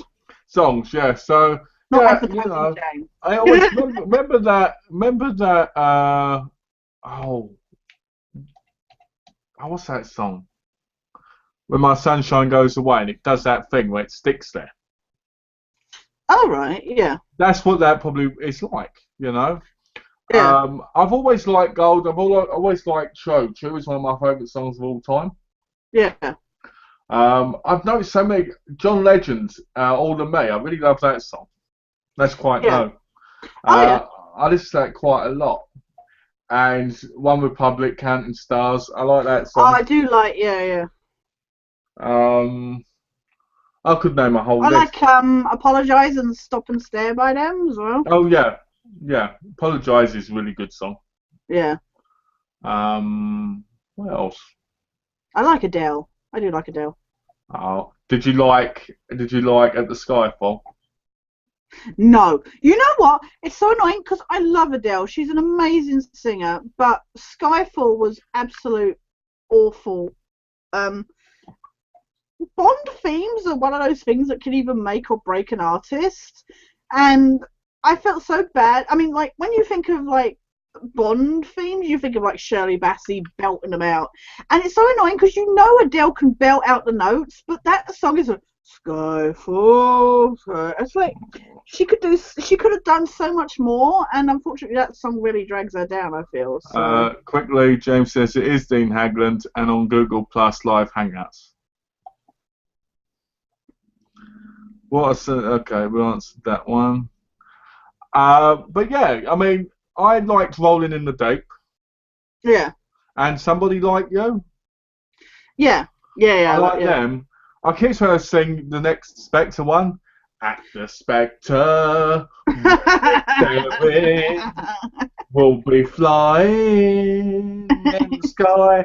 You know. But yeah. That'd be amazing. Yeah. That would be incredible because they want to ask her to do it again, don't they? Oh, really? Yeah, they want to ask her to do the other one. But I think they should have somebody like, I don't know, somebody like Bonnie Tyler, you know, somebody who's older. Yeah, Bonnie Tyler's awesome. Yeah. The reason I think they should is because the whole legacy, again, of James Bond, you know, it's long, it's old, it's got a real cool thing. We've had some really amazing artists doing it. Yeah. If you're going to be able to come tomorrow, too. You're still too sick, huh? Yeah, he's got the virus. I tell her all the time, I say, look, I'm ill, I don't want to go out, I don't want to go to the dentist, can you call me something? They get a phone call, and then basically Donna comes in to ask me if I'm well enough. Yeah. I'm just like, I told you earlier, I don't want to go. You know? Well, you know, I just, you know, I feel like there's this tension, you know, sometimes between music artists. Because especially between me and music artists, let's put it that way. Because they play a really good old song. Yeah. They change it like that rapper, but I can't remember his name, but he changed True to sound like so funny how it seems. R. Kelly's somebody like that. Sleeping with my girlfriend in the back of my car, and I'm like, I know. You know the worst part? I heard it. I was going through Barking Market with my dad. I went, "You fucker!" Right? And he went, "What?" And he went, "What? Did you call me?" I went, "The person on the radio changed my favourite song." Right? It's like that rapper version though of The Police's "Every Breath You Take." It's like, why would you change that? It's like. Well, you know, I don't get it either. Here you go. Easter egg for Easter Monday. Oh, thank you. It's got a hole in the bottom. Cheating, yeah. So let me get this. You ate the hole at the bottom, yet you offer me part of it. That's nice. At least I get some the edge. Yeah. You I'll have the edge. Okay. Thank you. Thank you very much. Well, you know, you like wrestling, so there's edge for you. Boom. Very funny. Very funny. Well, do you know what I'm going to start watching tonight? What? About bloody time I do or not. I'm going to start watching tonight. Oh, your movies that you got. Oh, Arrow. Nice. I'm going to start watching it. I want to start watching that in the following because I'm like, season 3 will be out in probably like September. I need to get past season 2. I will ask you a question because you keep up with it, don't you? Yeah. Why is Speedy's boyfriend now Red Arrow? Yes. Okay, that's all I need to know. Because I thought that was going to happen from the very first season. Yeah. I knew that was going to happen. He goes around in that bloody red hoodie. It's like... I just know, as soon as I saw him, alright, awesome chat, keep up, great fun that both have. I enjoy it every Monday. I'm off now, but I'll be back next week. Okay, bye-bye. It would be nice if you could pop in and ask us some questions instead of advertising your stuff. Yeah, instead of promoting yourself. Yeah, but thanks for being here. A bit of advice for you go, James. You better do some research. Yeah. Otherwise you're going to look really silly. So you better do some research. and do it with just you and the person. Don't have anyone else in there because that's going to make it look bad as well. All right? Yeah. do that. Because he won't take my advice, so, you know, I just thought I'd put it in there. Then I can go, there's video footage of me telling you how you should probably do this. But yeah, no. So, but yeah, Roy Harper. But he's a bit of a poser, that actor. So. Yeah, I was hoping that Diggles would become Iron Fist. I know that's not real, but I was just hoping that would happen for like one episode. Yeah. No, I don't know who my favourite character is, really. I know it's... What season are you up to? Is that 2, isn't it? Yeah, this is 2. Yeah. You know, I watched half of the first episode where he grabs all the Felicity and falls on her half naked, and I was like, yeah, I'll turn this off. But I've got to start watching it. I've got to watch that, I've got to watch the following, because they're both on TV at the minute. Oh, I love the following, yeah. The first season, I remember watching the first episode, I think this is epic. And then watching the rest of it, I was like, yeah, as it's ups and downs, but it's not bad, you know. Because they reckon that Joe Carroll isn't the main villain, don't they, in Series 3? Yeah, he's because he's like in prison, and they're following like. You're not up to date, are you, with season 2? So I can't say. Well, he's supposed to be. I can't remember his name. Michael Earl, the guy who was in Sleeper Cell. He's supposed to be the new big bad.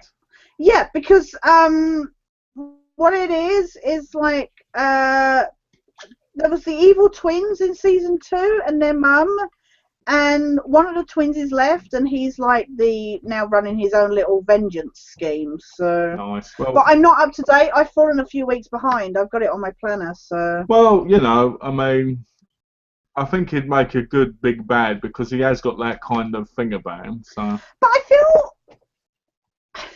I love the following, but I feel, you know, we've said it about other series. I feel like it's trying to stretch itself too far now. I love the whole, Carol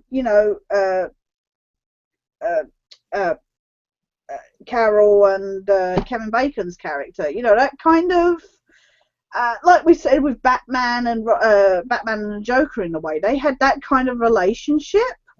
Yeah. But I feel now, because obviously they can't keep doing the same stuff, they're trying new stuff, and I feel like it's becoming a bit too stretched. You know, with all these convoluted bloody twists and turns. Well, I think the problem is, I've read the forums, you know. Yeah. Because that's what you do when you keep up to date with what you like. You do it yourself, right? Yeah. And all these people go, oh, we want Joe Carroll back. And I'm like, yeah, Joe Carroll was awesome. But there's only so much you can do with one character. What they should do is they should have series 3 and 4 without him, right? With him just in prison, right? And popping up now and again. And then in season 5 they should have him out again, right? And they should have this big massive twist, like he's Kevin Bacon's brother. And or that they used to be lovers or something, you know, something big. Because the ending of series 1 was awesome. The woman from Justified getting killed, you know, it was awesome. Yeah. You know, I was like, yeah, that's exactly what I want to say, you know. But yeah, that is very over the top itself. The whole story. Yeah. So it's like, to make it bounce onto other things is even more stupid, because it makes it sound more like a terrorist cell than a cult thing. Well, I kind of felt like season 2 was unnecessary, and now to have a season 3 of the following is just like, why are you still going? Well, apparently Ken Bacon only signed up for 1 season. That's what I heard originally, and I was like, you know, like in a way we've said with the, you know, the new season of 24 and stuff. You know, when it's going to be a special like that, it makes it more, because you treasure it more. But now they're like, I don't know why he's doing more. Obviously, the money is good. But it just makes me sad, because I really enjoy that story. But because now, obviously, at the end of the season, they essentially sequel bait, you know, kind of thing. So. Well, the thing is, I think it's one of those shows that should last 5 seasons, and I think that should be it. And I think that's pushing it. I honestly think you can't end the series without Joe Carroll dying. No, exactly. I think that's got to happen soon. I think what should happen is at the end of series 5, they should have Joe Carroll and I never forget Ken Bacon's one's name. No, I know. I'm trying to think of it. Ryan Hardy. Ryan Hardy, that's it. Right. Yeah. I think at the end of this fight, we should have Ryan Hardy and Joe Carroll die together somehow. Oh, that would be amazing. That would be Right? perfect. I think that would be the perfect ending because it starts off with those two, it should end with those two. Yeah, exactly. You know, especially considering Joe Carroll's supposed to be dead, but he's alive at number 2. You know what I mean? Yeah, I know. Yeah. You know, and John asked. Oh, Last Avenger's watching. Hello, Last Avenger. He said, "Hello, how are we all? We enjoying the Easter holidays. How many Easter eggs you two got?" How many did you get?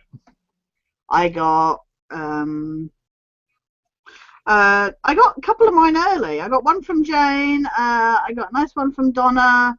And I got this one yesterday. So technically for Easter I've only got one, but I've had 3 in total. So. Well, I had none. Oh, there you go. Yeah, you already gave me that one. I got the other half in the fridge. That hasn't got a hole in it. There you go. I'll put the other half then. See, so I've got half. I've eaten the Smarties out of it, but I've got half then. Thank you. Yeah. John asked a question. I've lost it. Yeah. Oh, what? Is there a game series? No, that's it. Is there a game series you guys feel got progressively better with each release? Uncharted.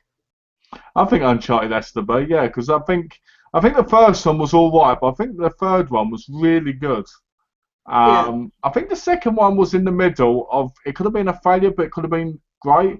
With number 3, they really pushed it with like the thing hanging out of a plane and everything.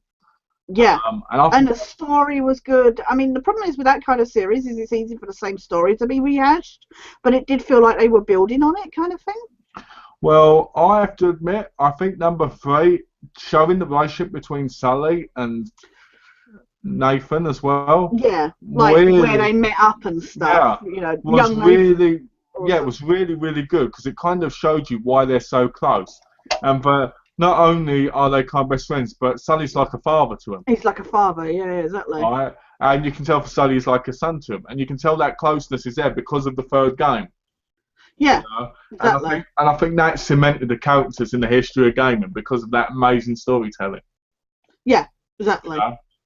I know you haven't played it, but I would have to say the same is for the Portal series, because I mean it's probably a bit of a cheat because the first Portal game was essentially a tech demo in that it was just thrown onto the orange box as an extra for the for Half-Life 2.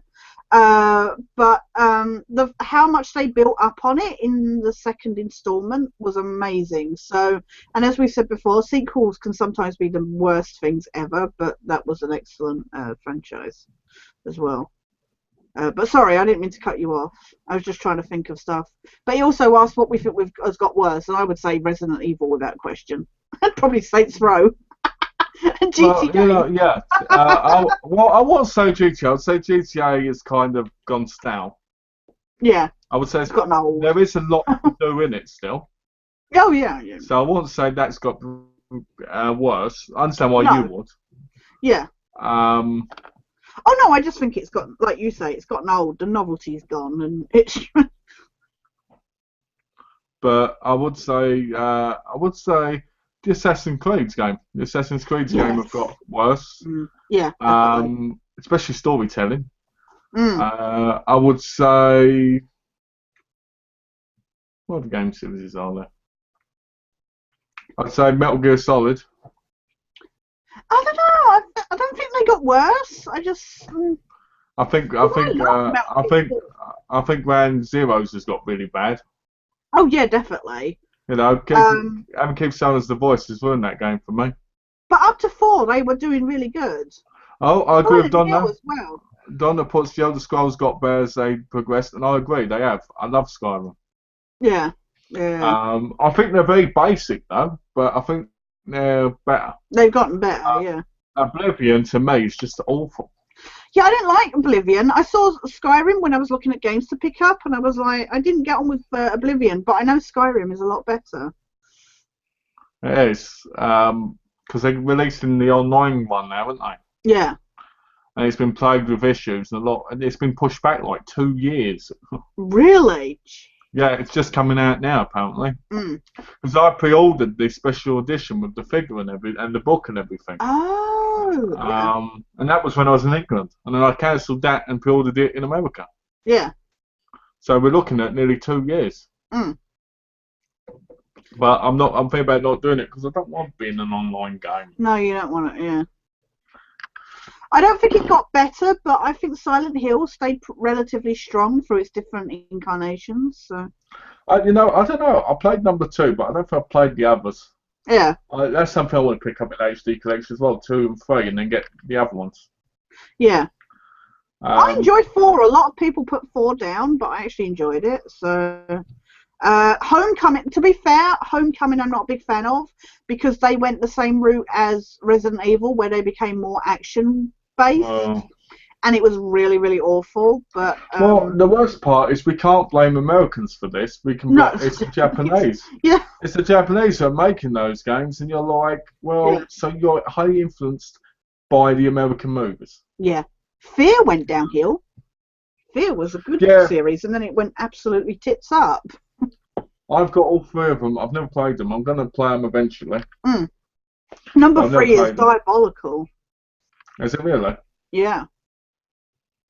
Because I remember when Fear first came out and seeing things about it, people going on about how petrified they were of it. And how scary it was. And I was like, really? Yeah. I tried playing the old Doom game the other day. I was just like, I can't do this. I can't go through this game again. You know, I was like, I don't want to open these doors. I don't want to kill these massive, grown, weird-looking dog creatures with studs on their heads and stuff. I just, I was like, oh. Tomb Raider's gotten better and worse and better again. Yeah. I don't know.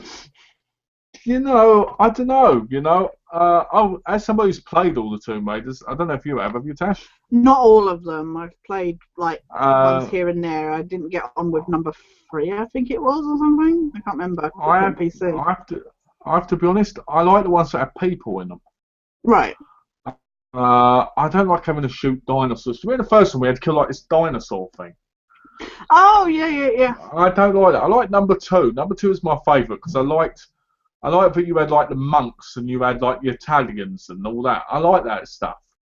I don't like just going around nature not doing anything. Do you know what I mean? Yeah.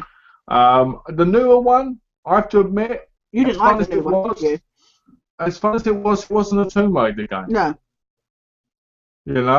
I know it's supposed to be like the Origins and all this stuff, but it wasn't a Tomb Raider game. It was an Uncharted game. Yeah. That is the on an island. Which always, I know we've talked about it before, but it always cracks me up when you think Uncharted took stuff from Tomb Raider and then Tomb Raider took it back, kind of thing. I could definitely see Malcolm with the flock of seagulls haircut in the 80s. Yeah. You could totally have a mullet. A mullet, that would be. Yeah, you could see me. I'd be like this. Oh yeah. Hitman's a very hit and miss series, pun intended. It is. I played them all originally on the PC. Oh really? And in my view, they're PC games.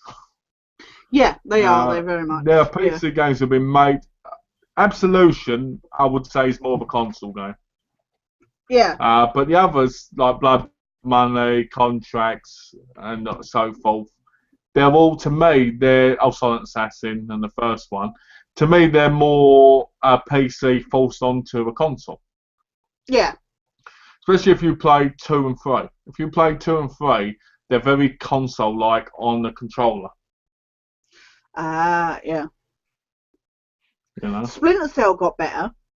Yeah, I think... That's still Blacklist. Splinter Cell is one of those games where when you first started it was a really epic thing. It reminded me a lot of Metal Gear in the epicness, but without as much storytelling, more on the action. Yeah. And I love the whole going in the darkness, taking people out with shock things, and Yeah. And then when it comes to what was it? There's Pandora, wasn't there? Yeah, Pandora's Tomorrow. Yeah. Pandora's Tomorrow. I really like that game. I thought it was Yeah. great how you could go in the water and all this Oh, that stuff. was amazing. Yeah, and then Chaos was Theory amazing. was really good. Mm. And then you've got Double Agent. Double Agent. Yeah. See, Double Agent to me changed it up. Yeah. It kind of made it more Bondy in a weird way. But that's what I love, and that's why I say it got better. The series got better because with each game, much like in a way that Uncharted has, it added. It never just stuck in its same thing. It kept building on what they'd already established, kind of thing. See, what I like about Double Agent as well is I like how you get the choice to do right or wrong. The two, yeah. But at the same time, if one of them goes low to the point that it's not there, you lose. Yeah. And I really liked that. I thought that was so awesome. When it got to Conviction, that was the game that I thought really defined the series. Yeah. You know, exactly. a man who feels like he's lost everything, right? Yeah. And he's breaking the own system he worked for. Yeah. Right? And all this stuff. That was incredible. And then they bring out Blacklist, which was pushing it backwards. Just absolutely, yeah, exactly. It was like going to the beginning again, but with shittier mechanics. It was like starting from the beginning, yeah, exactly. I felt, I guess, you know, as well having somebody else playing Sam Fisher, it was like a reboot in a way, kind of thing. It was just like... I think they should have stuck with the Conviction formula. Yeah, exactly. You know, because I liked everything in that game. I played that game like 12 times. Yeah. You know. Oh, I've played it. So I've played it a good couple of times. I haven't played it as many times as I've played Double Agent because I've played that so many times. But yeah, Conviction was really good. Was amazing. I really wish they'd have done a trophy list for Double Agent. I wish Conviction was released on the PS3. Me too.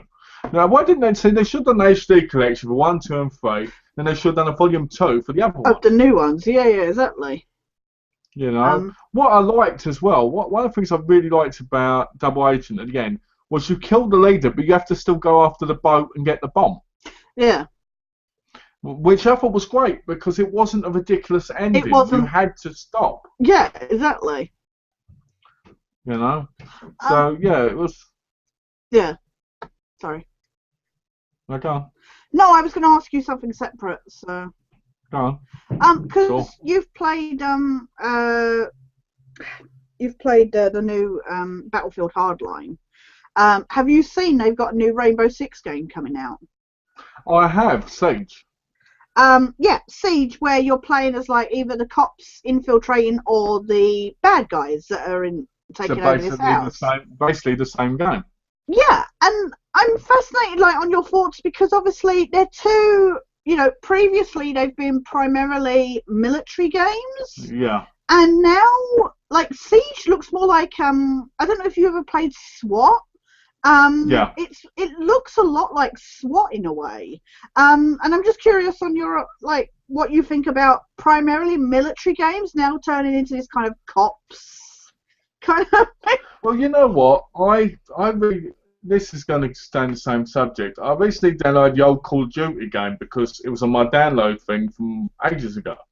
Yeah. And it's amazing because you realise how much they changed. Yeah. Call of Duty and Medal of Honor were almost the same at the time. They were going against Nazis and stuff. You know, like shooting them during like the 40s and stuff, right? Yeah.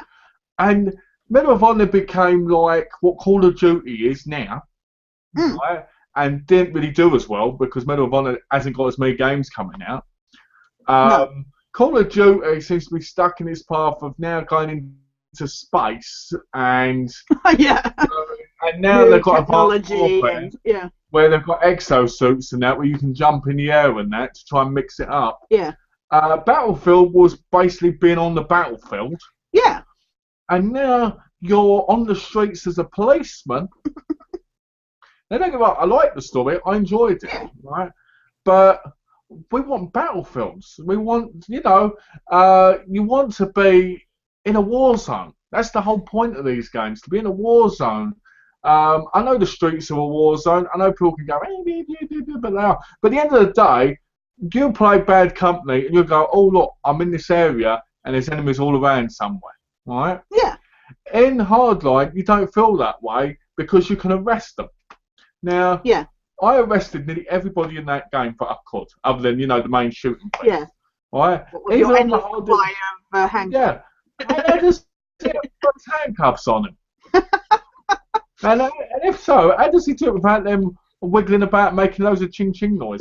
They just had a review of Hardline on Video Game Nation this past week, and it was funny because I knew you talked about it anyway, but I'd also seen obviously like Angry Joe's review, and also I'd also seen the preview and that of Rainbow Six that week, so I'd seen the two things in the same week, and that's the thing. It's like they were saying on the review of Hardline, where they were saying about why is it that once you like slap cuffs on them, why don't they call out to their mates? Why, kind of to warn them. Especially when you've gone off around the corner. Yeah. Oh, I'm handcuffed. Help me. No, they don't do any of that, do they? No. Rainbow Exactly. Six, to me, this whole thing with sieging and that, I can understand what they're doing with that game, but they need to stick to the whole terrorist thing. Yeah. Because that is the Rainbow Six formula. I think that's the sad thing is that they're taking, as you said, it's nice to finally have, because there's not really that niche market anymore for cops and robbers kind of games. We don't really have them, so we need them. But it's sad when they kind of take existing franchises like, say, Battlefield. I mean, it would have been nice to have, say, Siege could have been a SWAT game. It could have been a new...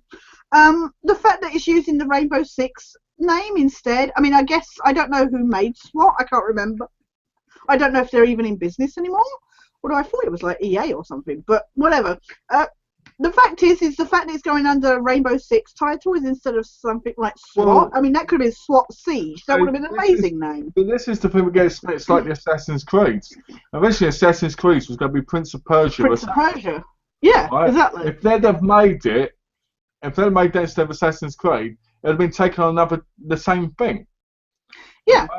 And that's what they need to do. The problem is companies need to branch out more. They see these winning formulas like Rainbow Six, Battlefield. They just think, oh, we can put what we like in it and people will still buy it. Yeah. And sadly, people do.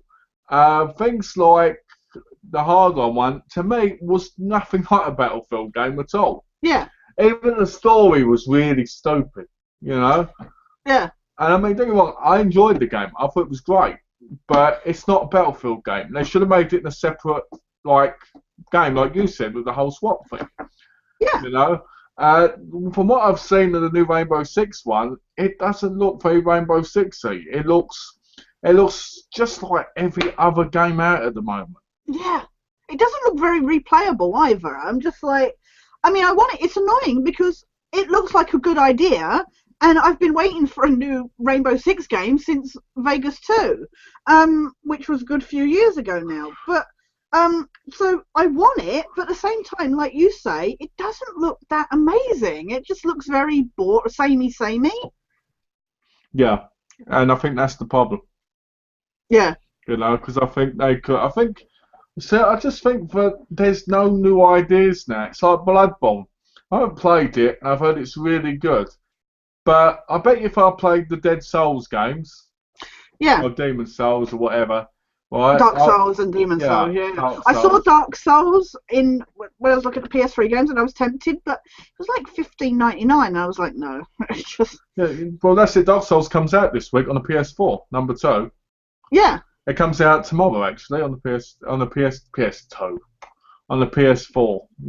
Yeah. So I'm like, I picked that up, but I bet if I'd have played all them recently, I'd have gone, this is the same game. Yeah. Just, not the same game, but is. Do you get what I mean? With the whole mechanics. Yeah. Oh, that's what they're getting away from on the PS3 as well, on PlayStation Plus. PES 2014. Oh, God. I think it's PES. But guess what? It's got no online trophies, so I'm like, screw it, I'll go for it.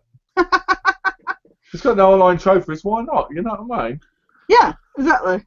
But yeah, I think that war games are ruined now because I remember as a kid, I loved the Medal of Honor games. Yeah. There was nothing like killing you know, the Nazis, and there's nothing like in Call of Duty World at War when you went against the Japanese and the Vietnamese, you know, because it made you feel like you were back in the war zone, you know.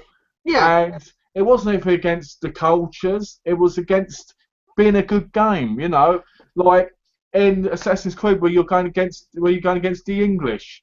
It's awesome because you're in that kind of setting. You know what I mean? Yeah. So you're liking it, you're enjoying it, you're feeling a part of it. And that's the problem with games now. With war games, you feel like you're just like ghosts. You're going after an ex-ghost called Rourke, who apparently died but now is killing ghosts, and it feels like it looks very Mission Impossible like. Like you have him down on a chair on the back of a plane, right?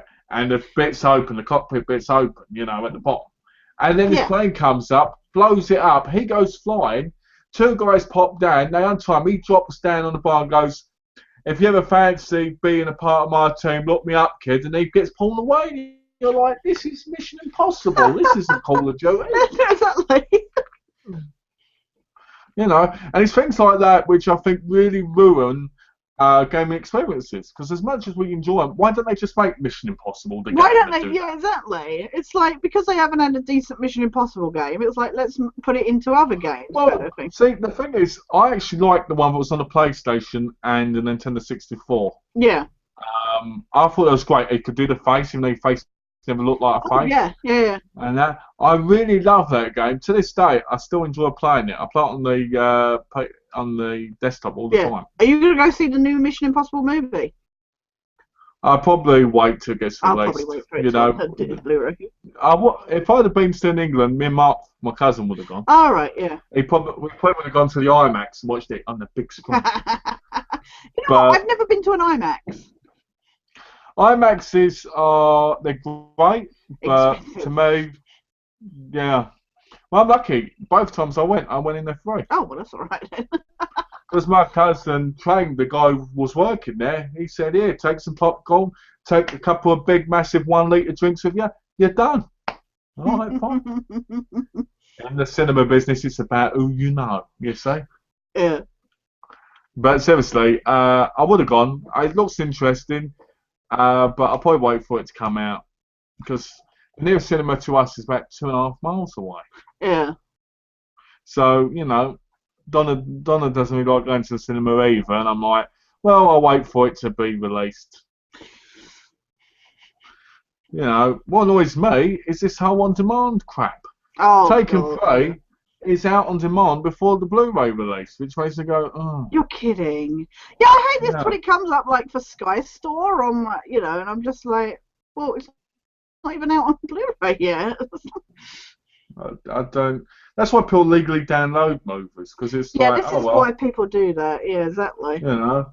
Good question from Donna. If you could have any game. Oh, that's a good one. Yeah. Okay. You answer first. If you could have any game series re-released to the latest systems, what would that be? It'd be Grand Theft Auto 3, Vice City, and San Andreas. Yeah. Especially that would be amazing. Just for Vice City. Yeah. As much as I love the other two, Vice City is my number one. It's my number one GTA of all time. Yeah. I love that. And I would have liked it if when they did the Metal Gear. If they did the Metal Gear Legacy collection like they did, I'd liked if they'd have done put Twin Snakes into that to play on the PS3 instead of having a download for the first one. Because to me that was laziness when all the others were on the disc. Yeah. Yeah, exactly. You know, so I would go Grand Theft Auto 3, Vice City, and San Andreas. Yeah, they were, like you say, Vice City was easily my favourite of the whole series. Yeah. I'd love that in like nice HD graphics. Yeah. I would love. I know they're talking about doing it. I would love Resident Evil 2 and 3. Code Veronica as well. I loved Code Veronica. They are talking about that. Just to butt in quickly, just to answer what you just said. Yeah. They are doing 2 and 3. Yeah. They're in talks about doing Survivor. Oh God, Survivor was rubbish. And Outbreak. Oh my God. And they might be doing number 4 again. You know what? The funny thing is I actually have Outbreak 2. I've played Outbreak, but I've got Outbreak 2. I've never played it. I wasn't as big a fan. I wasn't a particularly big fan of Outbreak, so it was all right. It was better than people made it out to be. You know. But that makes me sad to do it because Survivor was rubbish. It was literally just a rail shooter. It was just like, you know. Well, I heard they're thinking about doing number 4 again. And feel like they've already done this like 4 times already for number 4. Yeah. Number 4 was probably, to me, number 4 is one of the greatest Resident Evils of all time. And I think that's probably because I enjoyed the relationship between Leon and the female. And I thought some of the boss fights were really cleverly done. Yeah. You know? And actually, genuinely, with like the guys with the chainsaws and that, they were really terrifying kind of thing. That village, so if Evil Within had about the village people from Resident Evil 4, it would have been village epic. people. That would have been amazing if they stood there.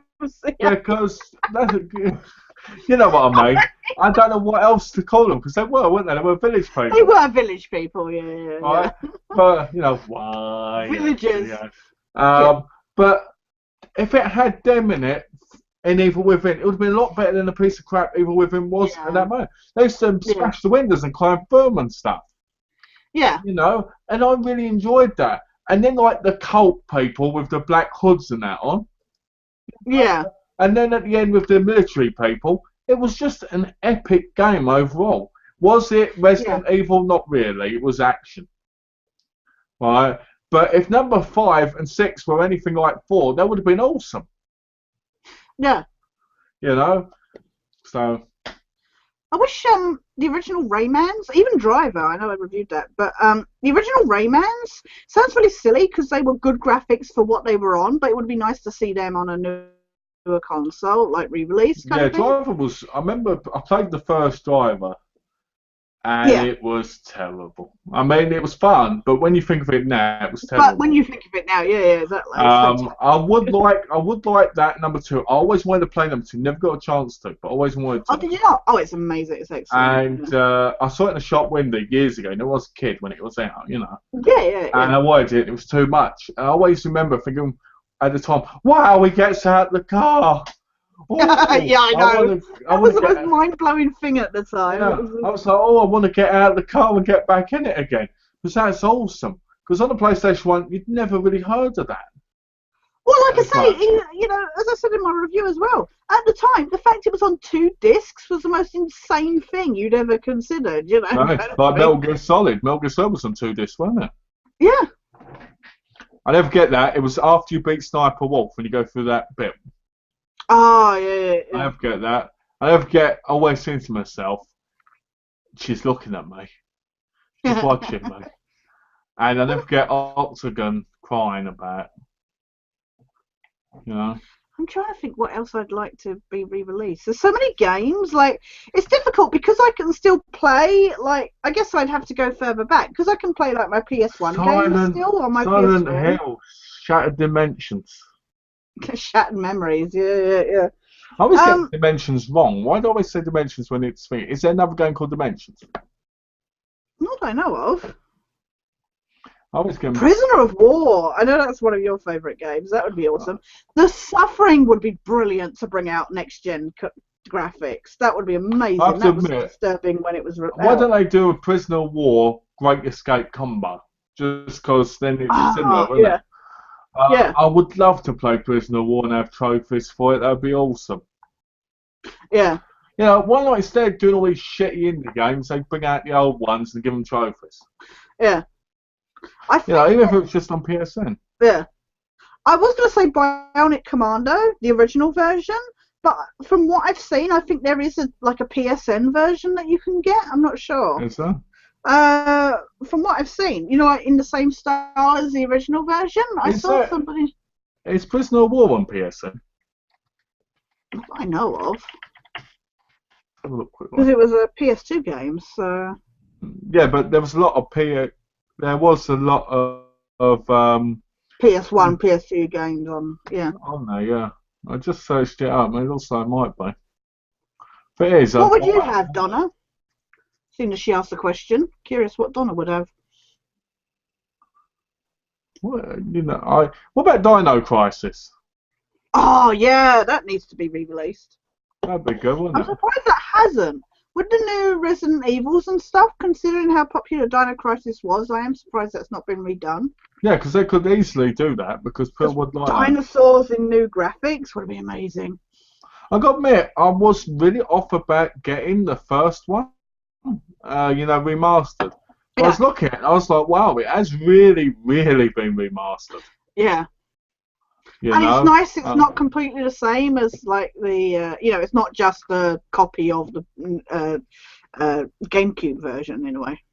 That typewriter ribbon crap. Just the fact that you still have to do that does kind of annoy me, but...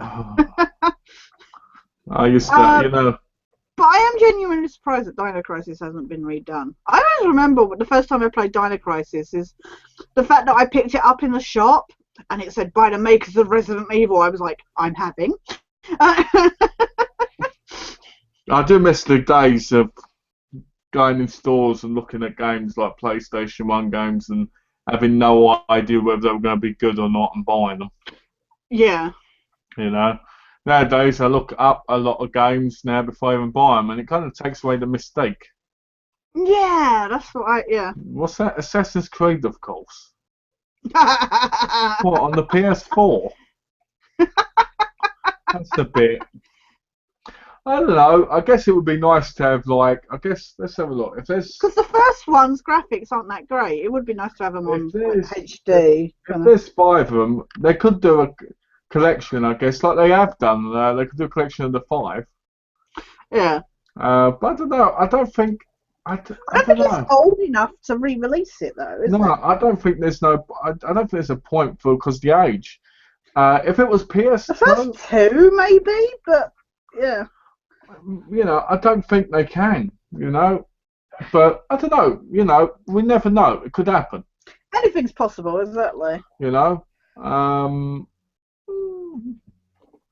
I mean, I'd like to see Max Payne. Oh, Roger would like Saberwolf, apparently. Oh, that's an interesting choice. I never played Saberwolf. Me either. I'd like them to do Max Payne 1 and 2. Oh, yeah. Yeah. I'm looking at games that I know sequels to. Yeah. Far Cry 2, I need to pick that up. Do you know, I've got all the Far Cries now to play except number 2. And number 2 had all these online maps that you had to play to get trophies. So that's 2 Far Cries where I could have got the plaques and I can't. And you can't, because of bloody online. But I've got the 2 DLC, I've got the 2 PSN ones, which is, number 3, Dragonlight or whatever it was, Dragon, the Dragon Sense. And, yeah, I can't remember. And I've got the original one, an original one downloaded, so I'm looking forward to that. Playing them eventually. Yeah. I'm probably going to finish this off tonight. Oh yeah. Because in it you have to look for lost letters again, and you have to look for relics, and the usual stuff that was in the other one. Mm. It doesn't seem as hard to get the, to get the skill points. Yeah. It doesn't seem as hard because I've got like 40 of the 54. Oh, blimey. I ain't finished the game. But the unheard stuff's annoying, which means you have to kill people without being realised. I hate that. I actually went back to Infamous 2 yesterday, so... you enjoyed it? Yeah, I enjoyed it before, but then I took a time out to play like Spec Ops and stuff and PS4 games, so it's taken a while to get back into it. I was like trying to figure out the controls, and because we've been playing Saints Row, 4, which is very much Infamous, I was like, ugh, and I was like waiting to be able to like either jump or like build your jump or speed run, and I was like, oh, I can't do that because it had been so long since I played it last that we'd been playing Saints Row. So it was nice to go back to, though. So. Maybe you can answer the question, mate. How come you never did the last chapter of Resident Evil 5? Technically, I did. This is the thing. Okay, so I played it on somebody else's console. Right, I completed the game with them. There was a friend who came round with their PS3 and I played it on theirs. So then when I played the game on my own, I got to the end, and the problem is I don't have much ammo and stuff like that, or health items. And I kept trying to beat Wesker, and I kept dying, and I got so bored. I was like, I know what the ending is. I can't be asked to finish it. Oh, sorry. Okay. I'm literally at the final boss battle. That's all. That's the last bit.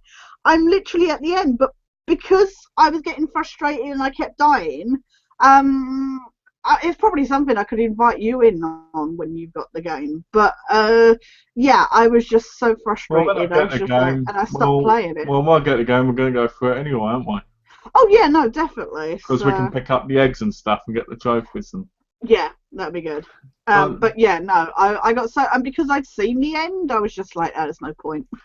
Well, Donna said I would also like Fable up there, which I do agree with. I've never played them, but I've heard they're really good. They look good. You know, but isn't Fable Xbox? Because I've never seen that on PC and Xbox. I think it is Xbox. Because I've never seen it on the PlayStation. Xbox games, so it might be. I'll have a look quick. I think they just recently released like a HD collection of Fable. I could be wrong, but I could have sworn they recently did do a collection. Yeah. I'm on Amazon now, so I'll just have a look. Okay. Yeah, it is on Xbox. They've got Fable Legends now on Xbox One. Oh, nice. Oh, really? Oh, no, that's PC, sorry. Fable The Lost Chapters. Oh. Have a fantastic. Yeah, it's Xbox exclusive. John says bye. Oh, bye, John. Have a good week. You too, John. I just answered for John there. You did take care too, John. Oh dear. I was just trying to see what the Fable collection was, but.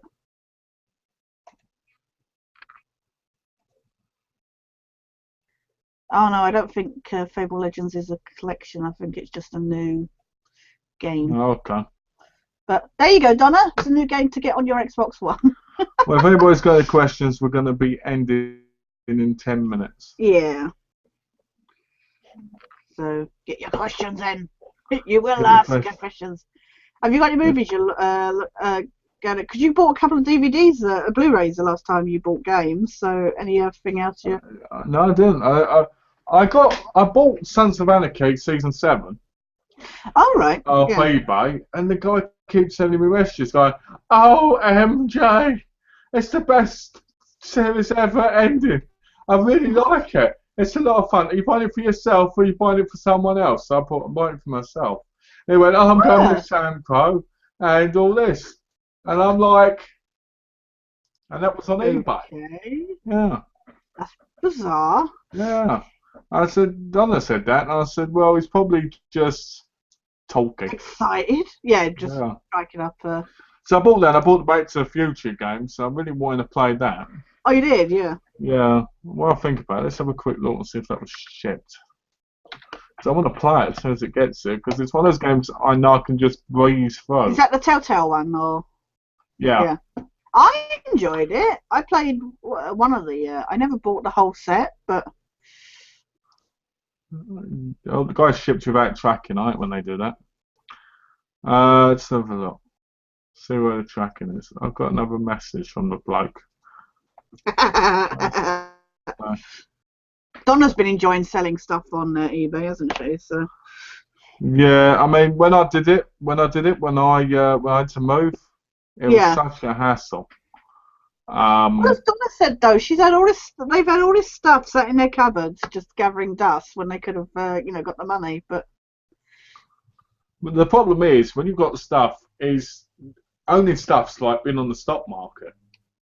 Yeah. Because 1 minute these glasses, let's say these ain't, but let's say they are. 1 minute they could be worth about 80 quid. Yeah. Next minute they're worth 5 quid.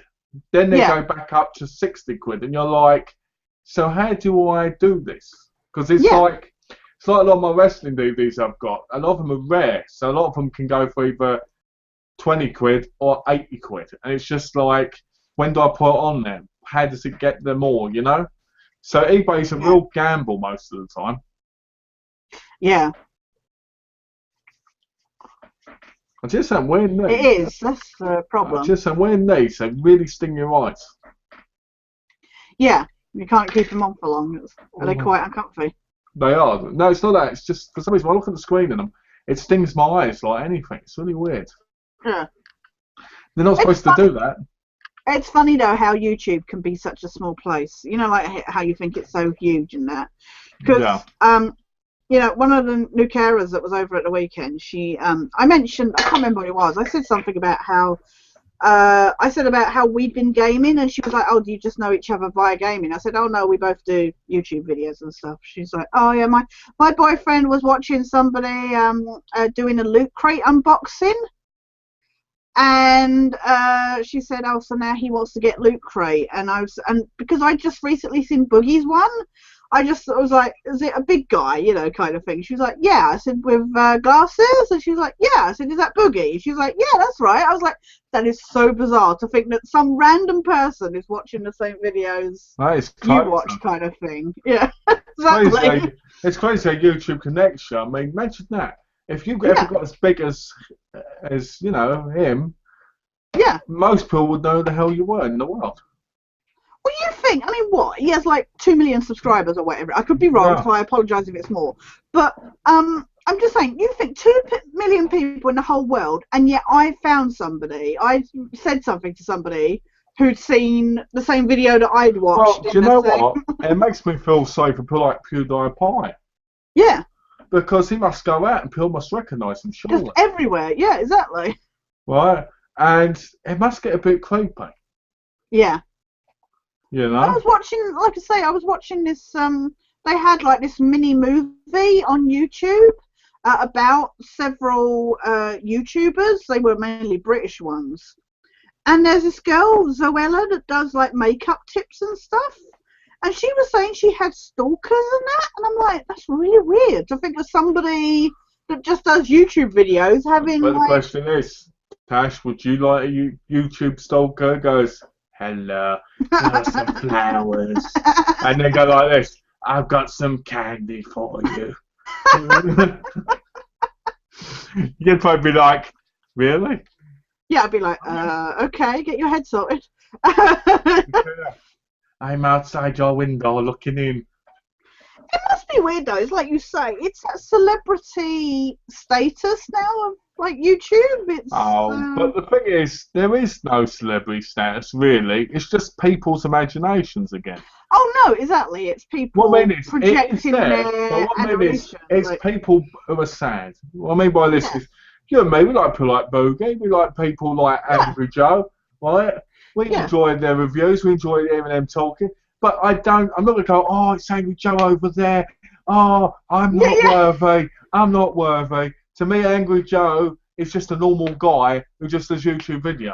Yeah, like if we got to chat with him, it would just be like general chat. We wouldn't be like, oh my god, you're amazing. Like, that's that never. We'd just be like... I'd be like, hey, if I was at a convention, I'd still go, hey, you're the guy, you're Angry Joe for YouTube, aren't you? Yeah, I do YouTube too. There you go. Shake your hand. It's good to meet you. Enjoy your video. That's it. I'm not going to go, oh, it's Angry Joe over there. Yeah. Oh, no. Yeah, exactly. No. Sign my penis because you're everything. I'm never going to watch it again. Because that's what people are like. It's just like, grow up. Well, on this mini movie I saw, they showed, because it was some event in like London where these YouTubers were appearing. And there were like all these people stood there screaming and yelling and that. And I was like, that is insane, especially like I say with Zoella, who does these makeup tips. It's like there's these girls that are aspiring to be Zoella just because she does, these videos of giving advice. It's like imagine it. If people wanted to be me, imagine that. I'd have to do a video. If you want to be me, you have to get your hands really tight like this, right? And then you have to really work on it on a punching bag, right? Yeah. And then you have to just knock out random people when they piss you off, right? Yeah. Yeah. But make sure you don't do it when there's cameras or police people. Let me show you as an example. And then a picture of me in the street just punching someone in the thing going, yeah. You know, Yeah. like, it's stupid. If people would be me, they'd have to, you know, it'd be like, who would want to be me? You know? It's Yeah. like, yo, if you became big, you'd be like, who would want to be me? Yeah, You know? exactly. It's just one of those. Like, just be yourself. It's like, you know. Yeah. You know, and that stuff drives me I mean, crazy. yeah, listen to me. Don't buy the bloody NCIS game. But seriously, make your own choices. It's like Brendan Mitchell and Sean C. Phillips, right? Yeah. They're not the biggest people on YouTube, but they have quite a following, you know. Mm. I'm happy for them. But the one thing that irritates me is this constant thing since they've lost weight with the whole, here's a picture of me in this new shirt. Oh, look, I finally got a new shirt. Right, oh, tell me how fit I look now. Tell me how great I look now. You know, I'm happy for the guys that they've gone through that. But if you need everybody else's approval, then it's not just about you, is it? No, exactly. So when that stops happening, are you going to go back down into a slum and just start being overweight again from eating more again? No, exactly. You know, like there's these videos. Like he did a video, Brendan Mitchell, saying about how he hated people calling Godzilla. Yeah, these last two videos, I've seen him take the piss out of people. Really? Yeah, exactly. Right? And stuff like that is what irritates the hell out of me. Yeah. You know? And someone pick on it, go, oh, you've taken mick out of someone again. And he goes, and the other people go, no, he isn't. Well, then give him a break. He's lost all his weight. And I'm like, that's not the reason. That's not, yeah, exactly. If I got a six-pack and then I started saying, oh, you know, let's say, oh, Adam, you know, you've got a belly, right? Or something like that. Exactly. Right? Yeah. Just because I've got a six-pack now, does that mean people are going to stick up and go, he's got a six-pack, you've done? No, Yeah. of course not, because that's ridiculous. I don't like these people that lose weight and then immediately go on about fatties and stuff like that. It's like, I'm sorry. It's just like, you know. My mum, my nanny Lil, when I was younger, she was my granddad's mum. Right. She used to tell my mum she was really fat, right? Right. And she'd got diabetes and she'd lost all the weight, so it wasn't like she lost it naturally. My mum then got a stomach band operation a few years ago now, when my nanny Lil died like 10, 15 years ago, right? And when she saw me in person for the first time again, when I went there, she went, oh, I expected you to have lost a lot more weight than that. Yeah. Right? And was going on about how fat I was. And I was like, excuse me? I was like, you'd still be really fat if it weren't for the fucking operation. So give me a break. At least I'm not going for that operation and trying to lose weight. Yeah. You know what I mean? Well, my mum was a relatively decent size. I mean, she's only like 5'5", 5'5", but she was like a size 12 clothes, you know, relatively, like, not fat, but, you know, not just a little bit on the, you know, just a bit chubby. Right, yeah. Not even chubby. I can't, it's different. But anyway, but then she had this worm in her stomach that, like, made her lose a lot of... yeah, I can't remember what it was, but it was just basically something that was eating all the food that she ingested. That's the tapeworm. Anyway, she lost a lot of weight. And, you know, she went down to like a size 6 to 8, and she just became obsessed with, like, making sure she get nice skinny clothes and everything. And I was just like, how, you know, now to become so obsessed, it's really weird. And I'm not saying, you know, yeah, if you lose weight, you can be proud and stuff like that, but you don't have to immediately put down anybody that's bigger than you know, kind of. I remember years ago, somebody said to me, what would you be like if you were, you know, six-pack? If I'd probably be an arsehole, right? Yeah. Now I won't be, because I've got to that age for myself. Yeah, exactly, you know? Now I have a different view on life, but as a younger guy, if you asked me what 16 I'd be like, ugh, you know, I've been that way. Now I'm like, you know what? I don't give a fuck. You know what I mean? If I lost weight and I had a six-pack, I'd take my top off on the videos and go like this. You know? Yeah. But, you know, I'd be doing that for all the women around the world. You know, hell. Yeah. And all the men, because they'd like seeing it too. I'll tell you what I've always wanted to do. You know when men get their pecs moving like that? Oh, yeah, doing the... Yeah, I've always wanted to get so fit, but I could do that. because I always thought that was awesome. I don't know why. I've just thought it was awesome. Yeah. I've always wanted to do that. I don't know why, because it's so sad, but I've always wanted. Yeah, it's really just. Well, I guess it's that time. Yeah.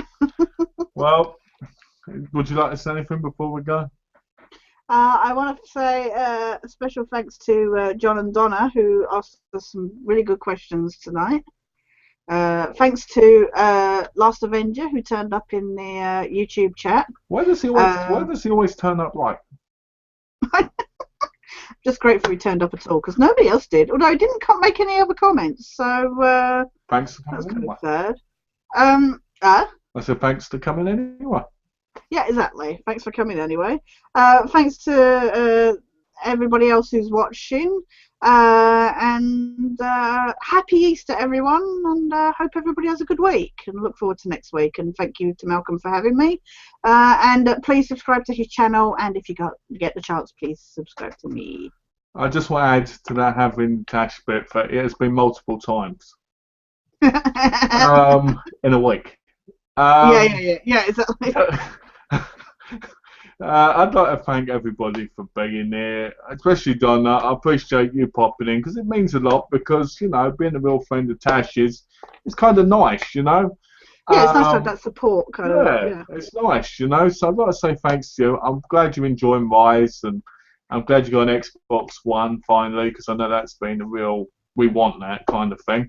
You know what she said to me earlier? She said, "Oh, it's because she said, have you got any plans tonight?" I said, "It's chat, at 8:30." She was like, "Oh, it's chat. It's Monday. It's chat night. I like chat night." I was like, "That's nice." So that is nice. That's a nice thing. Yeah. I'd like to thank John for being here. I'd like to thank anyone else who was here after Last Avenger. And I'd like to say thanks to Tash for being my awesome partner in crime. And but you'll see us. They'll see us next week, won't we? Yeah.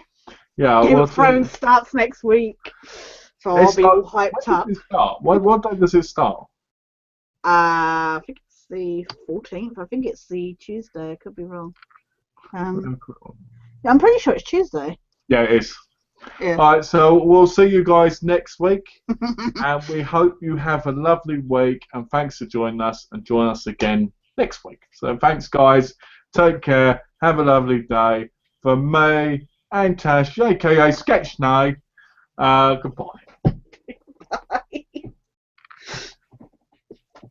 Easter egg.